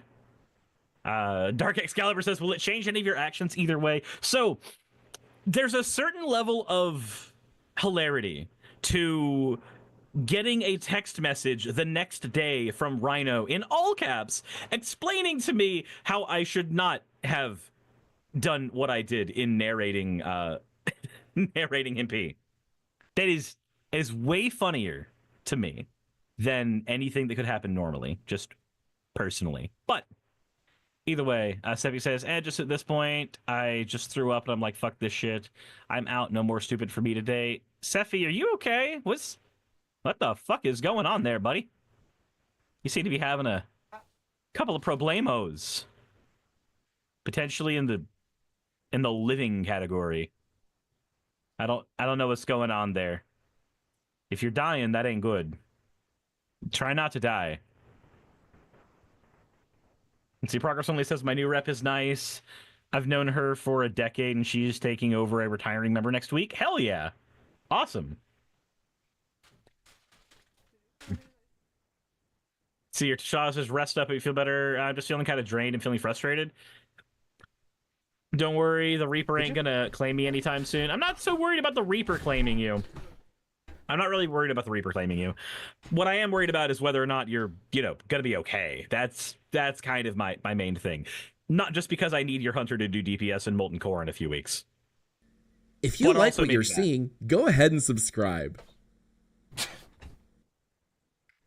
If you like what you're seeing, go ahead and figure out the coordinates to Vice Rhino's house and send the missiles there.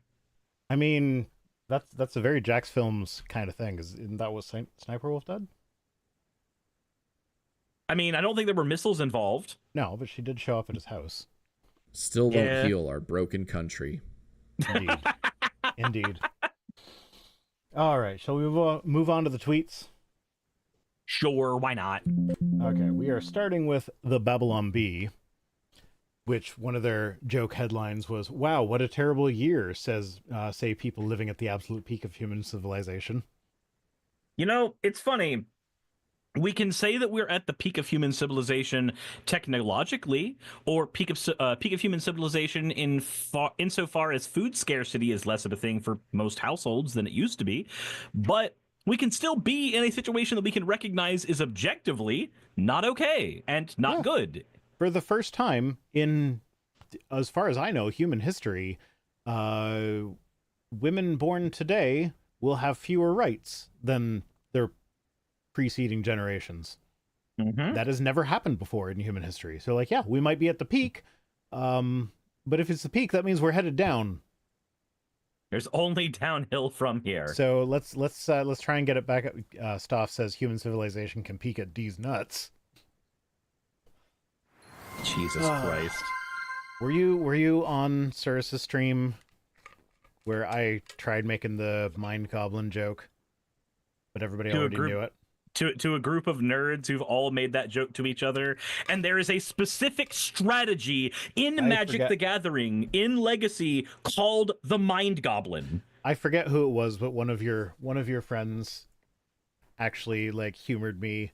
Yeah, it was Noah. Yeah, Noah gave me the requisite.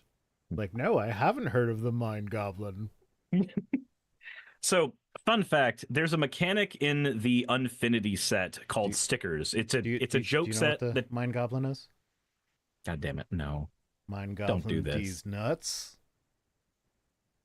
She's just shaking her head at me. As she should.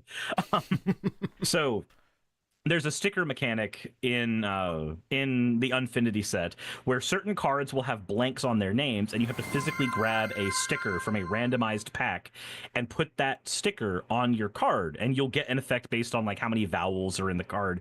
It's a joke set, and most of the cards aren't legal anywhere in Magic the Gathering. It's just there for giggles. So shitty, weird mechanics like that are everywhere. Okay. But one of those cards was legal in one of the most expensive formats in Magic called Legacy, and it was called Blank Goblin. And one of the stickers was mind. It was just the word mind. Just because there were lots of cards that it could be used as an adjective for that would be perfectly fine. But everybody in Legacy just went, wouldn't it be funny if we just made one of the strongest decks in the format Mind Goblin? And yeah, then that card became such a fucking powerhouse, and I refuse to believe it was for any other reason than people just looking at the meme going, you know, what if we spent hundreds of hours of human labor time just figuring out how to break the Mind Goblin in Magic the Gathering? Wouldn't that be funny? Diehard Anime Otaku says the goblins will face the wrath of Sugandis. Of the Sugandis? What are the Sugandis? Mm-hmm. Yeah. I believe that joke actually got made right afterwards in that exact stream too. Yeah. I don't remember that, but I'm sure it did.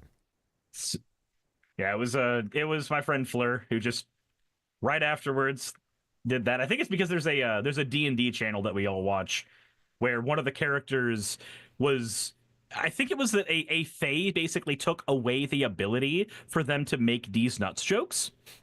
And they tried. They said the Sugandis thing, and then they couldn't get the next part out, and their character just started fucking crying. Okay.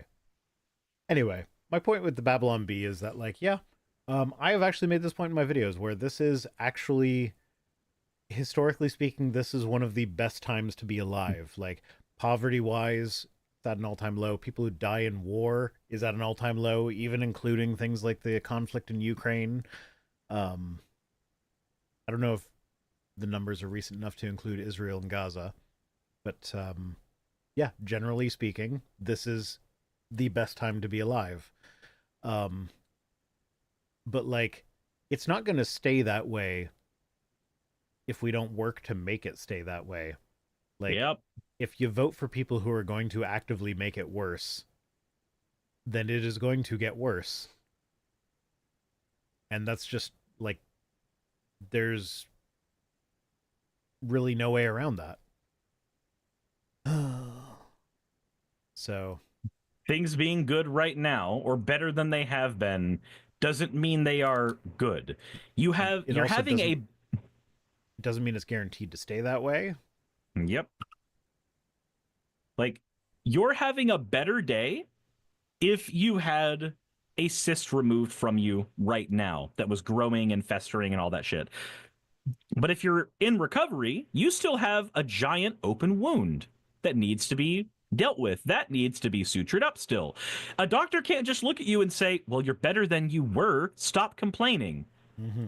There's still an open fucking wound, my guy. You're only halfway done fixing the problem. Yep. There's also, like, yeah, technically speaking, people living in poverty today do have it better than royalty of several hundred years ago, but like royalty of 700 years ago could have died from a cut because they didn't know what bacteria were. They would stub their toe, have it turn black, and then go to the shaman instead of a doctor. And a doctor then wouldn't really know much better. And then they would die of appendicitis. Because cutting Sure. somebody open was a faux pas. Sure. But no, that shit No, happened to royalty all the fucking time. Yeah, no, I was more going for the, like, stubbing your toe could be a death sentence thing with everybody telling me to go to the doctor from earlier, but It's way funnier when your friend dies, I know. I'm gonna die just for the meme, damn it. Yep. He really committed to the bit. You have to give it to him. This was another thing that showed up a lot when I logged into Twitter, was apparently there was some content creator who got bitten by a rattlesnake in Florida, that the reaction to it being bitten by a diamondback was like, oh man, I'm cooked now. The meme's gonna be amazing. Did he actually die? I don't know. I didn't. I feel like like we're brain poisoned as a society. I was enough of, like, I saw that and I was like, I don't want to know anything else about this person's life. I will not investigate that. Goodbye. I feel like we've definitely not peaked as a society if the first thought you have when you're dying is, oh my god, the memes are going to be epic. Chat, can I get a kiss? Kiss of a rattlesnake. Did they just say what I think they said? We did, yes. Did he just say Yeah, he did say Oh my fark, why? Okay. Next tweet. Braxton Hunter says, reading atheist comments reacting to fine-tuning really builds my faith. Like, well, you know what? Watching you respond to a 45-minute video of mine by playing a grand total of 5 minutes of my video, and then not responding to most of the points I made in that video, really builds my lack of faith. Because that's a thing that Braxton did to me. I'm not surprised. Yeah, that's the only interaction we've had. I wouldn't even really call that an interaction, because he didn't contact me about it or anything. I just stumbled upon it. I was like, oh, Braxton responded to me. Let's see what he said. Oh, he didn't respond to most of what I said. Okay. I'm not even a little bit surprised. Yeah, it's Braxton. My only experience with Braxton Hunter has been anytime I've looked at anything on his channel, it just sounds like a person who is so thoroughly entranced by the sound of their own voice. If anyone sniffs their own farts from a champagne glass, it is Braxton Hunter. Like, I find Cameron to be more tolerable. Funnily enough, I just commented on Cameron, and, like, it's superficial as fuck, and it does not fucking matter. But, like, I found his house on Google Maps. I'm not going to say where it is, but it's not hard to find. And the Google Street View shows him mowing the lawn topless. And I'm just like, yeah, no, that tracks. Cameron seems like the kind of guy who would mow his lawn topless. Okay, fine. He's also the kind of guy who wears a backwards baseball cap, unironically. I say as I have my head in a flower hat. That also feels like... So you wear a backwards hat, though, when you want to look cool and you're super insecure. Okay, but have you wear seen... a flower hat when you're secure enough to know that you can be the butt of a joke. Yeah, I'm the butt of so many jokes. I'm really good at being a butt. Have you seen what he looks like in his most recent video? Cameron? No, Yes. I try to avoid most of Cameron's content. So he converted to Catholicism not long ago, and then he backtracked that conversion when it stopped making him money. Cat Sacker says the bud of a joke. There you go. I see what you did there. So he backtracked his conversion when it turned out to not be as profitable as he thought it would be. So now, like, officially he is not telling people what denomination he is, but he's very clearly still a Catholic from what he says.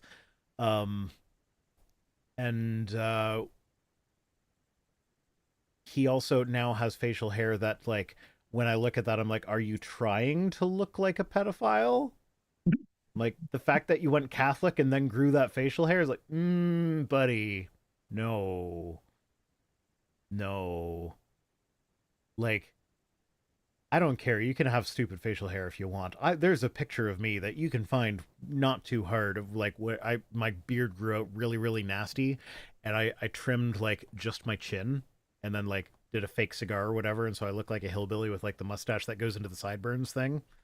So like I'm not saying that like facial hair can't be done for fun, but like come on. Wait, you wear that hat unironically right now? No, this is my unironic. My head is in the genitalia of a plant hat. I love when my head's in the genitalia of a plant. Otaku Senpai It's my says Rhino favorite. admits to being a bottom. Only sometimes. I can't say that I've ever been a bottom. I'm not against being a bottom. I Well, would be a switch, I think. Now we know that he doesn't eat the ass like groceries because you are what you eat. No, I could be a switch. I don't think I would be one or the other in particular because like variety is the spice of life. Sometimes I want a top, sometimes I want a bottom. And there's Sometimes a kid I want her that is top, getting sometimes water. I want her bottom. That was a great time for a kid to show up to get watered. Thank you, child who's supposed to be in bed. Whatever. If they traumatize themselves by showing up when they're supposed to be absent because they know I'm streaming, that's their own damn fault. Jesus. Which child is being asked? I suspect it is my oldest. No? It is the middle one? Oh, so the middle one's probably not even listening. Yeah, no, that one doesn't listen to anything that I say. Ever. Right? Ridley? Yep, that's right. Yep. Just like, yeah, you talking to me? What? Teenagers, am I right? Don't have one yet. Senshini reported to Twitch that I am giving head to a plant. Good. I am giving head to a plant right now. Good night. Okay, next up, Ryan Allen says, so this is kind of what I was getting at with the news item. A Tesla Cybertruck in flames in front of Trump Tower, Vegas. You couldn't script a better metaphor. A fire-prone status symbol of excess parked outside the shrine to grift and failed promises. It's almost poetic. Maybe it's just the batteries combusting, or maybe the universe has a sense of humor. Either way, it's not the deep state. It's just karma, enjoying the show. Like, yep. Yeah. Yeah. I don't have anything to say because we already talked about the article. And it's just perfect. Like it's a perfect metaphor for what is happening in the States. And the fact that that it turned out it was fireworks blowing up. It's like picture the hillbilly with his giant fireworks being like, "Yeah, I'm going to blow off a hand with this one." Like, yep, nope. You deserve everything that happens to you now. It's amazing. Okay. Darwin to Jesus says, when Christians say homosexuality is against nature, we don't mean animals don't do it, therefore bad. We don't base morality on animal behavior. We're not atheists. As if atheists base morality on animal behavior.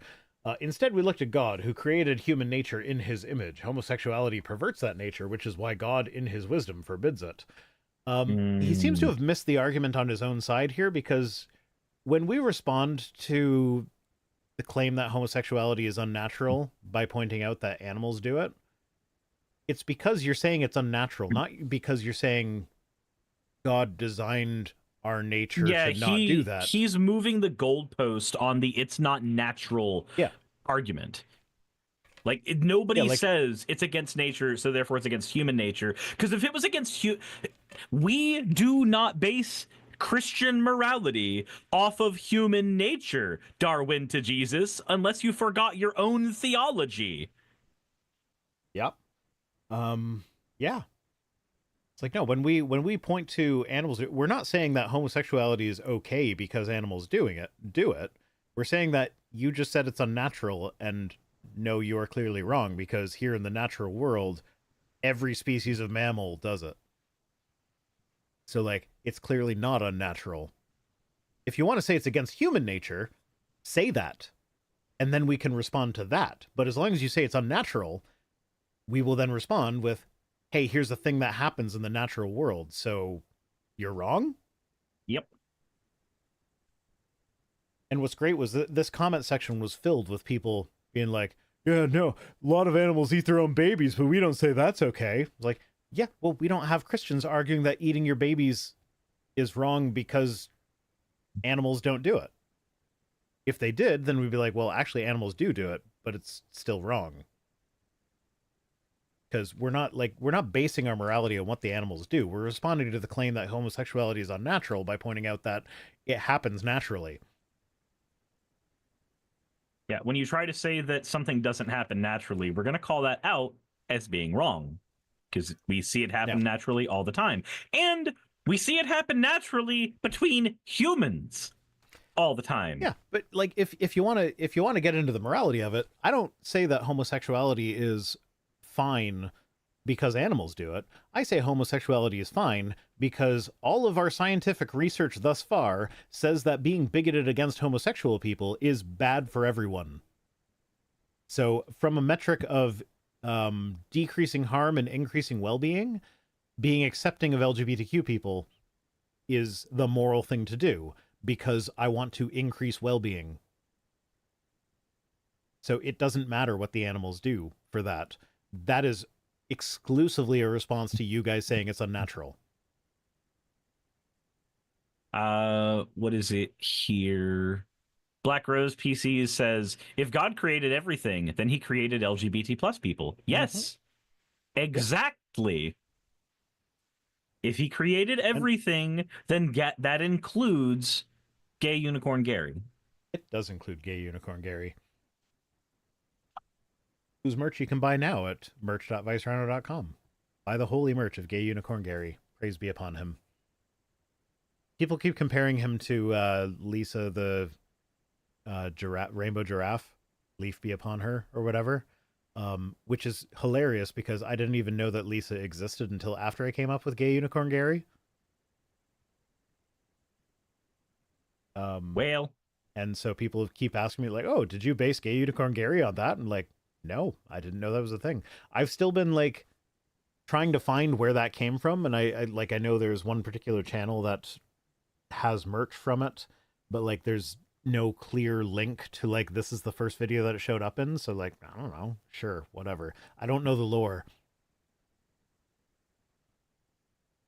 So yeah, Gay Unicorn Gary is my own original creation. However, apparently there's a fictional book series that has a gay unicorn character who is named Gary. So I just found that out by reading the comments a couple days ago, and you always knew that Lisa existed in your heart. Sure.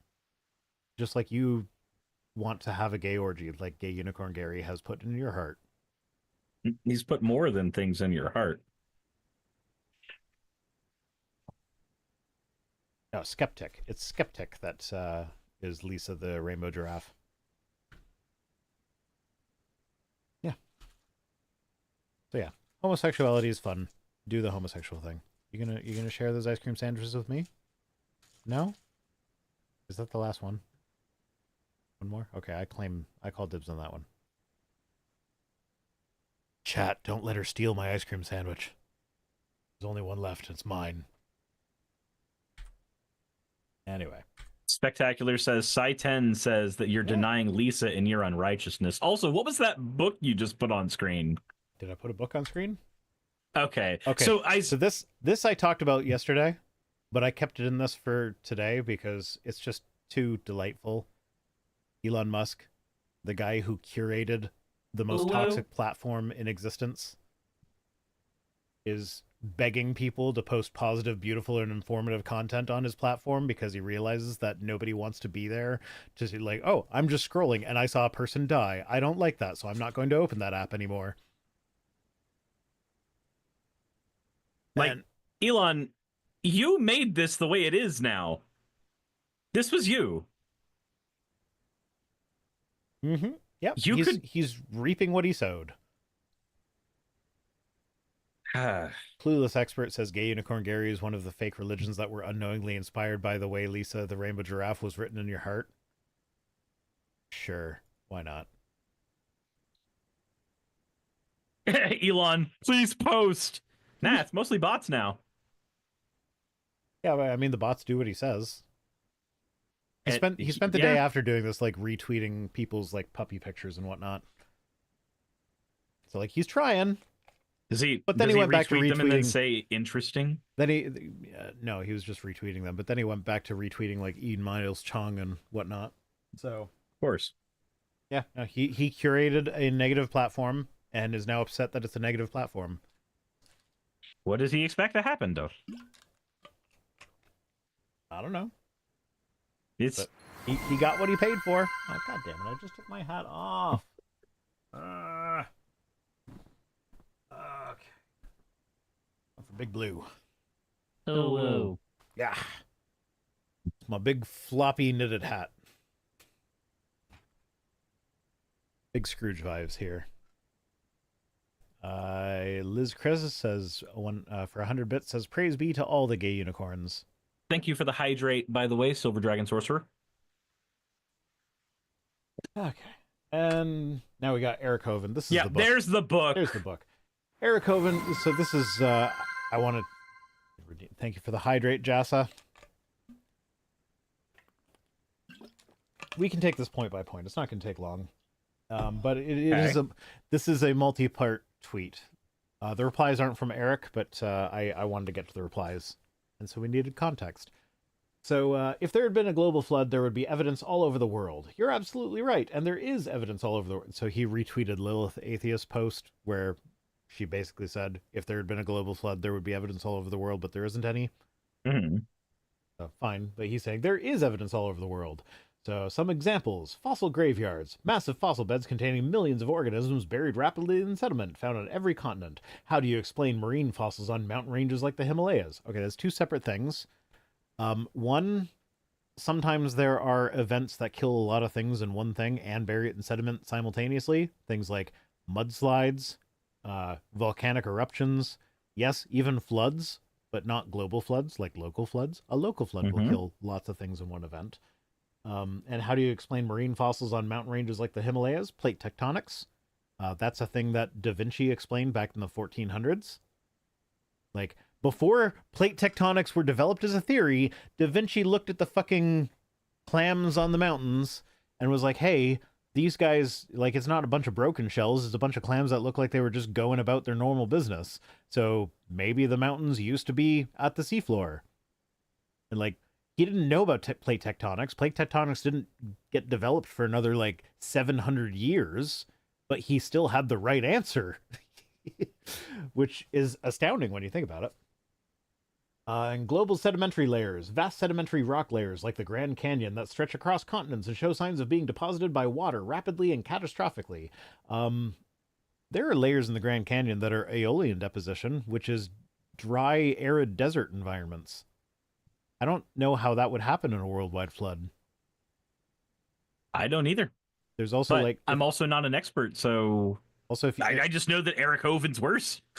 Yeah, but like if you look at the layers in the Grand Canyon, like every single layer is an ecosystem that shows evidence of animals and plants going about their daily lives as per normal and being buried in different types of events.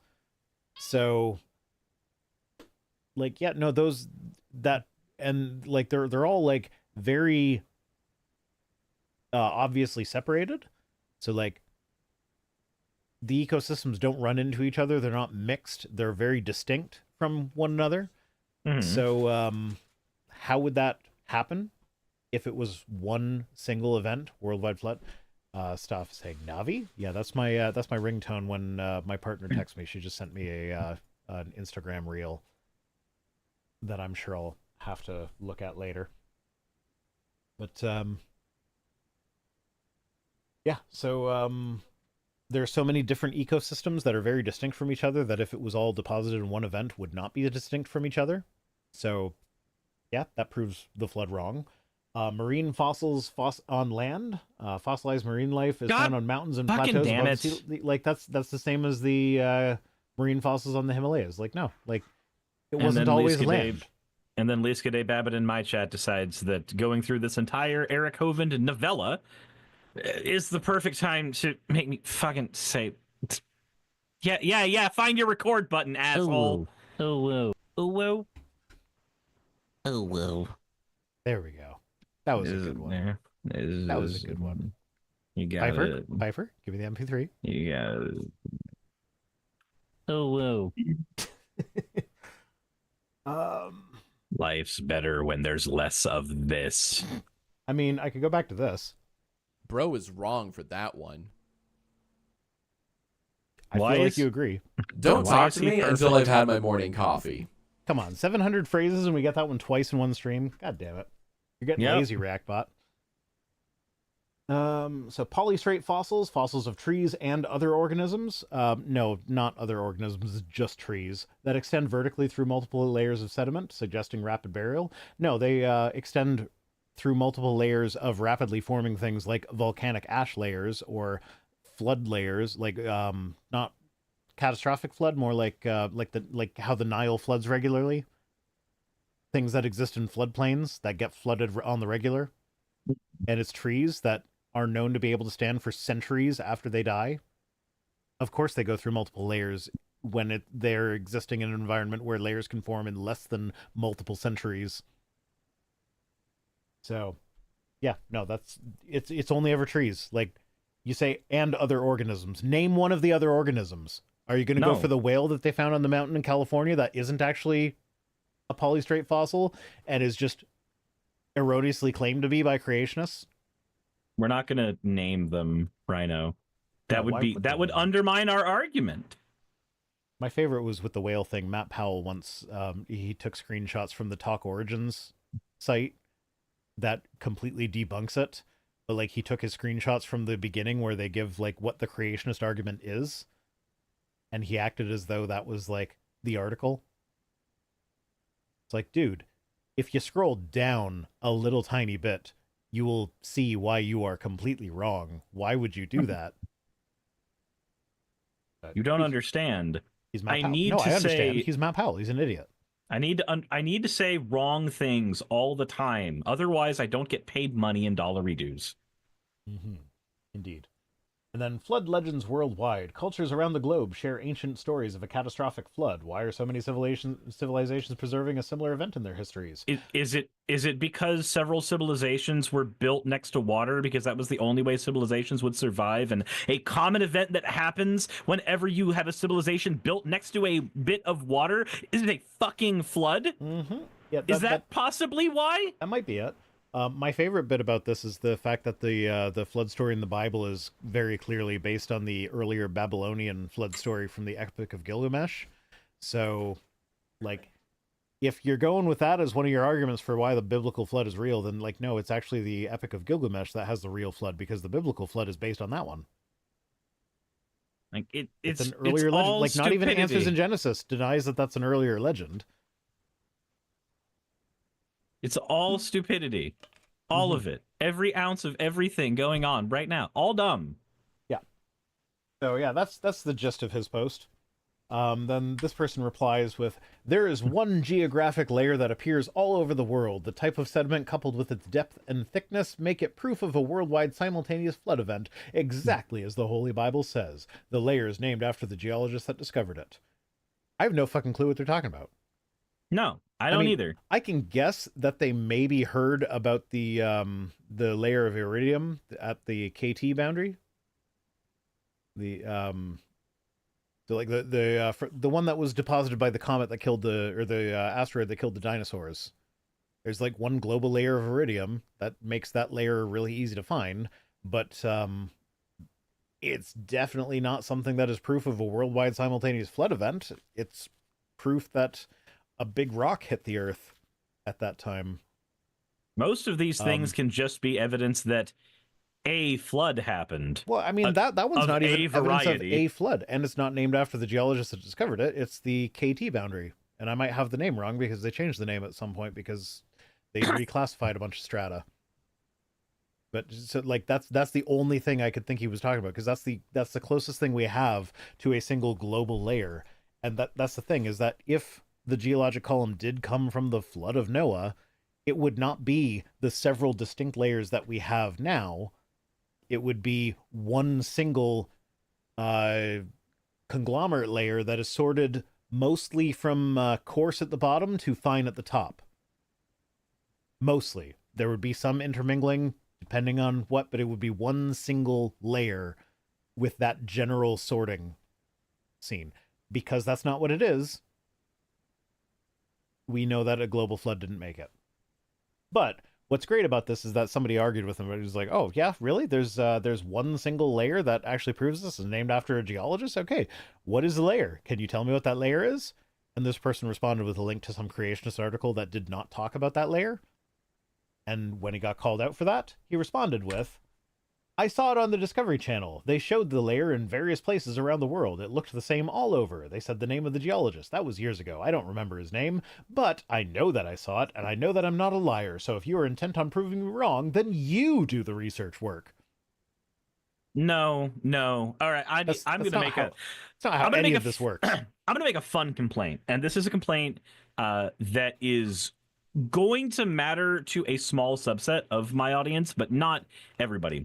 So for those who've been watching my streams, I have been playing a lot of World of Warcraft Season of Discovery on stream, and I've been doing a decent bit of it with viewers as well. People who've been hopping into the guild, I've been helping level up, fun stuff. So the reason that I have a guild at all right now is because I left my old guild, and the incident that caused me to leave my old guild was this exact type of thing. What happened was, as far as I was concerned, World of Warcraft Season of Discovery was a temporary server, because that's what a seasonal server means in the context of every other game that's ever existed with seasonal modes. It exists temporarily, the content is accelerated, and then eventually it will turn off. You are there for a small bit of time for fun, and then it will go away. That's how seasons work in games that have seasons. But apparently, according to my old guild master, Blizzard had no want to turn off the Season of Discovery servers, and they planned on releasing content in it in perpetuity. And I said, "Oh, that's interesting. That's not what they said, as far as I remember. Do you have an article or anything I could read to show me what they said recently?" Because as far as I knew, as far as I've ever known, this seasonal server is going to do the same thing the last seasonal server did, where it shut off, because that's what a seasonal server does. Guildmaster then goes on a tirade and uses every single thing in the book. It's not my job to do your own research for you. I am not your personal Google assistant. Are you calling me a liar? I'm not a fucking liar. Like, went through every single one of those things you'd expect on a goddamn Twitter tirade.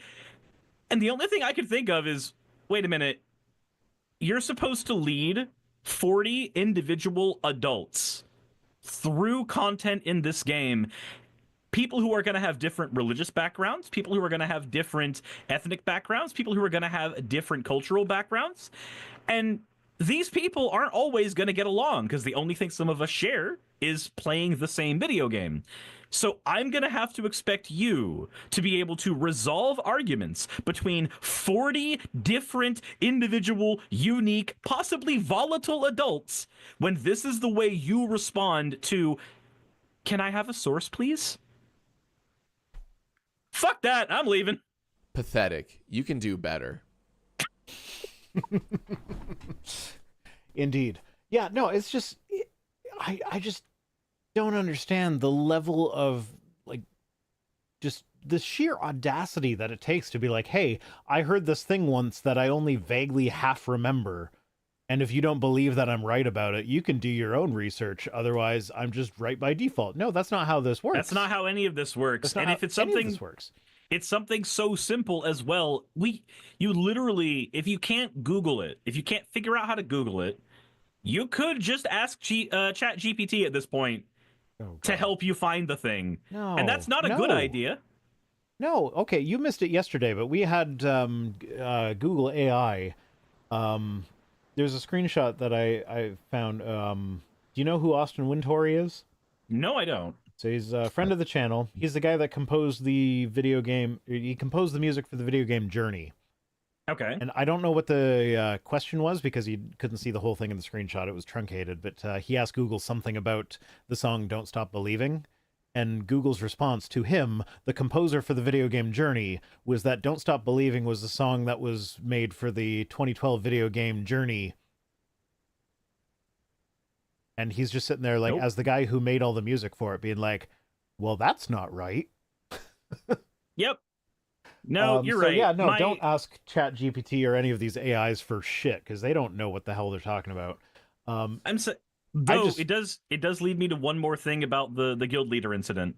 On that note, so one of the other people in the guild was using a server called Brave, which apparently is functionally used for cryptocurrency mining and shit. It's something that only an idiotic crypto bro uses, and it has an AI large language model built in for searches. And he searched about the Season of Discovery stuff on Brave and said, yeah, the AI on Brave says that they're not getting rid of it. So I found it really quickly, and I didn't want to be the person that just went back and said, are you really stupid enough to trust an AI bot, whether or not it is correct in this exact instance? that's a whole fucking- stupid thing to do. That's a whole fucking genre of YouTube now. Is just like idiots finding, like, they just asking AI questions until the AI agrees with them, and then being like, "See, I'm right. The AI said so." Like, that's a whole genre of YouTube nowadays. Like, I like Cameron Bertuzzi, topless lawnmower guy. He had a video where, like, when Amin Khalif was winning in the Olympics, he did a video where he asked ChatGPT if Amin Khalif, like, he asked ChatGPT about her chromosomes, and of course ChatGPT just made shit up because it's Chat fucking GPT. Yeah, how's it gonna know anything? It's a Yeah. large language model. It can only grab from shit that's been on the internet. And if you're using ChatGPT, it can only scrape from things that have been on the internet within a certain amount of time. It doesn't do real-time scraping. It caches its scraping.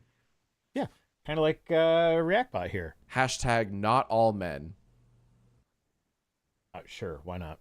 Yeah, no, like he's got.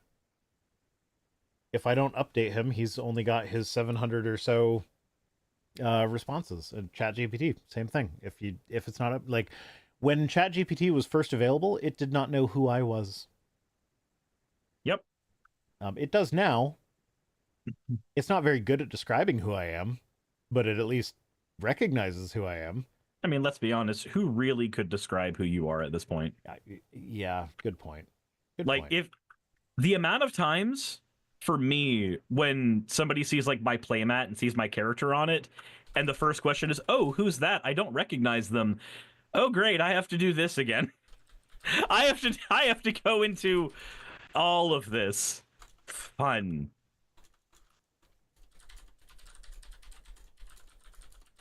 Scott says, GPT told me I should use hot glue to put pepperoni on my pizza. It will make pepperoni stick to pizza. You're right. It's true. So, I said ChatGPT, describe who Vice Rhino is as a person. It says, Vice Rhino is a persona associated with a YouTuber and content creator who is known for his commentary on topics related to atheism, skepticism, and critical thinking. His content often revolves around responding to religious arguments, pseudoscience, and logical fallacies, aiming to promote rational thinking and evidence-based reasoning. Vice Rhino engages in debates and discussions, sometimes responding to controversial or popular videos, offering critiques or counter-arguments. He tends to maintain a calm and analytical demeanor. ChatGPT hasn't seen the video where I put on the Leatherface mask and, like, rush the camera with a knife, and like, don't call the cops, and then, like, have blood spatter all over my shirt for the rest of the video. So that's my calm and analytical demeanor, offering reasoned responses to often emotional or irrational points of view. His videos typically focus on providing logical and empirical rebuttals, though his tone remains respectful and thoughtful, avoiding aggressive confrontation. It also hasn't seen any Not of on the this videos show. on Matt Powell's videos. He's part of the broader community of online creators who promote secularism, atheism, and skepticism, often engaging in education. Okay, this is just like... Now it's just glazing you. It's just a fucking generic... It's generic. It couldn't be more generic. Like, no, that's just describing an atheist YouTuber. That is not specific to anything in particular. Anyway, next tweet Case Orbs says, no masks, no lockdowns, no forced shots. Who's with me? Like, idiots? That's who? I mean, they'll cheer that they're with you for now, but then they won't last in the gene pool. Yeah, I mean, in the response to this was someone who posted a meme that was like, I didn't get the COVID shot and I'm still here. Suck it. I'm like, okay. Herman Cain's not And? still here. Like, do you want to... Like, there's a reason we have the joke, the Herman Cain Award. Yeah. There's a Justice reason says, that joke exists. Justice says, show me one example of forced shots. Well, they'll say, like, if having a vaccine was a requirement for a job, that is forced. Okay. Like, that is what they call forced. That's not forced. Like, you know what else is requirements for jobs? You could get a different job. Qualifications. Like, hey, yeah, they got mad about those too, though. Remember? Like, my partner is in the process of getting her master's degree so she can be a therapist. Like, oh, they're forcing her to get her master's degree just to be a therapist. Can you believe that? It's like, no, that's a qualification of the job. If you want to be a therapist, you need to do the thing. Like, hey, you want a job working in healthcare? You have to be immunized against common diseases. Because we don't want you spreading those diseases through the hospital. Like, yeah. Axolotl says, the only purpose I've ever gotten out of the GPT robots is to task them to check over what I've written for tone and grammar. I wouldn't even trust them for that, honestly. The only thing I have ever used ChatGPT for is for writing auto hotkey scripts, and it's not very good at it. Like, generally, it can kind of get me there. Like, I'm not... Like, I went to school for programming, but that was a long time ago, and I did not keep up with all the developments in the field, and I haven't practiced at it for years, so, like, I can kind of figure out what code is supposed to do if I'm looking at it, but, like, I don't know any of the languages anymore. Like, I don't have practice with it, and I could get good at it again if I put the effort into it, but that's not where I want to spend my effort right now. So, like, I've had ChatGPT write automation scripts for me, and they do require quite a bit of debugging usually. And Pirate Software put out a video about this not too long ago where he's like, oh yeah, no, coders I talk to, like, they will, like, spend, like, before ChatGPT, they'd spend 1 hour writing their code and, like, 45 minutes debugging that code. Now they'd use ChatGPT and they spend 1 minute writing the code and then 3 hours debugging it, and they're saying that's a good thing. It's like, okay, I see where you're coming from, but as a guy who just needed a hotkey to do a certain thing, like, okay, I'll have it write that code for me, and if I have to spend a few minutes debugging it, like, it's debatable Also, whether I could have done it quicker on my own, but... If you've got somebody who is not very good with programming to begin with, it's a skill that they're in the middle of developing, learning how to make broken code work is a teaching tool. It is a thing that can help, because I've taken C++, I've taken SQL, and I've taken JavaScript and Java, and I've taken HTML. Those are the languages that I ostensibly learned. Realistically, the only one of them that I remember anything from was HTML, and enough of the C++ to apply to JavaScript. But again, I learned C# in college. You know, after learning C++, I wish I had either learned C# or Python. Well, C# is basically like Microsoft's version of Java. So when I was learning how to do all of that, what I found was that I could take existing code and figure out if something was wrong with it, if a dash was where it was not supposed to be, if the logic didn't work out right, if the if-else statement needed to be a string instead. That was stuff I could figure out kind of okay for a while, but, like, making the code myself, god awful at it. Yeah, god awful at it. Clueless Expert brings up a good point. It's even worse when the code appears to work in the cases you've tested, but it's fucked up in cases you haven't tested. So yeah, when I'm doing automation things, it's always for a very specific use case, and it's something that, like, nobody has ever done as a generic thing to do. So it works for me, but, like, yeah, no, I like my editor, Piper. I don't know if you're still watching, Piper, but I have toyed with the idea of, like, hey, these are, like, codes that automation scripts that I have run that made my job super duper easy compared to what it was without them. Maybe I should share these with Piper. But then I'm like, no, they are so fucking specific that, like, there's no, like, it'd be a whole training session just on how to set them up. And then if anything goes wrong, they're going to be coming to me for it. And it's like, no, they can do it on their own. So yeah, no, I use ChatGPT to make scripts for me specifically, and that's it. And I would not trust it to do anything more than that. That's literally its only use in my mind. Yeah, it's for a thing for you. I've debated on using it to make macros for World of Warcraft. Anyway, but how do we even get here from Sorbo's tweet? well, you see, there's not enough substance to anything Sorbo says, so we have to actually add fluff into it Okay. to make anything work. Okay, that's fair. That's how we got here. All right. Lila Rose says sexual compatibility is a myth. Great sex is achieved through mutual love, commitment, emotional intimacy, and practice. Sex is designed for marriage, not an angst-inducing superficial hookup. All right, so it's both. You can have people who are fully sexually incompatible when they start dating, who slowly drift to a more compatible area as they learn each other's idiosyncrasies. But at the same time, there are some people who are fully incompatible. Like, say, one person is ace and cannot perform, and the other person is incredibly hypersexual. If you're in that situation, you may be fully sexually incompatible. Or let's say that you think you're straight because you've never had any experiences otherwise, and there's societal expectations on you, and then you get into a relationship and you find out that you're repulsed by it, and as you start living with until that you got person, there, I was like, "Yep, been there, done that." That's most of my life. And you're like, "No, I'm still happy in my relationship." yeah, then after a while you start realizing, oh, hold on, maybe I'm not actually straight, maybe I've just been expected to be straight and I'm actually gay, or even vice versa. That can happen as well. I have a friend who thought for the longest time she was gay and is slowly been starting to feel like maybe she's not. Maybe she's actually straight, has been going through the opposite of what most people go through, and it's actively causing issues in her relationship. I have a friend of mine who went through a divorce recently because his wife found out 8 years into their relationship she's lesbian. Yeah. Okay. So Like, even that aside, just like thinking in vanilla straight couple sense, it's not a black or white issue. Like, there are ways in which my partner and I are not just by our own default inclinations sexually compatible. We have had to work around some of these issues. But like, it's not an incompatibility that cannot be overcome. But there are incompatibilities that cannot be overcome. So like, to say this as though it's black or white, like, no, everybody can be sexually compatible. They just need to try. It's like, no, that's not the way it works. Not everybody can be. It's not the way it works. Like, there's plenty of situations where somebody can't, and that's okay.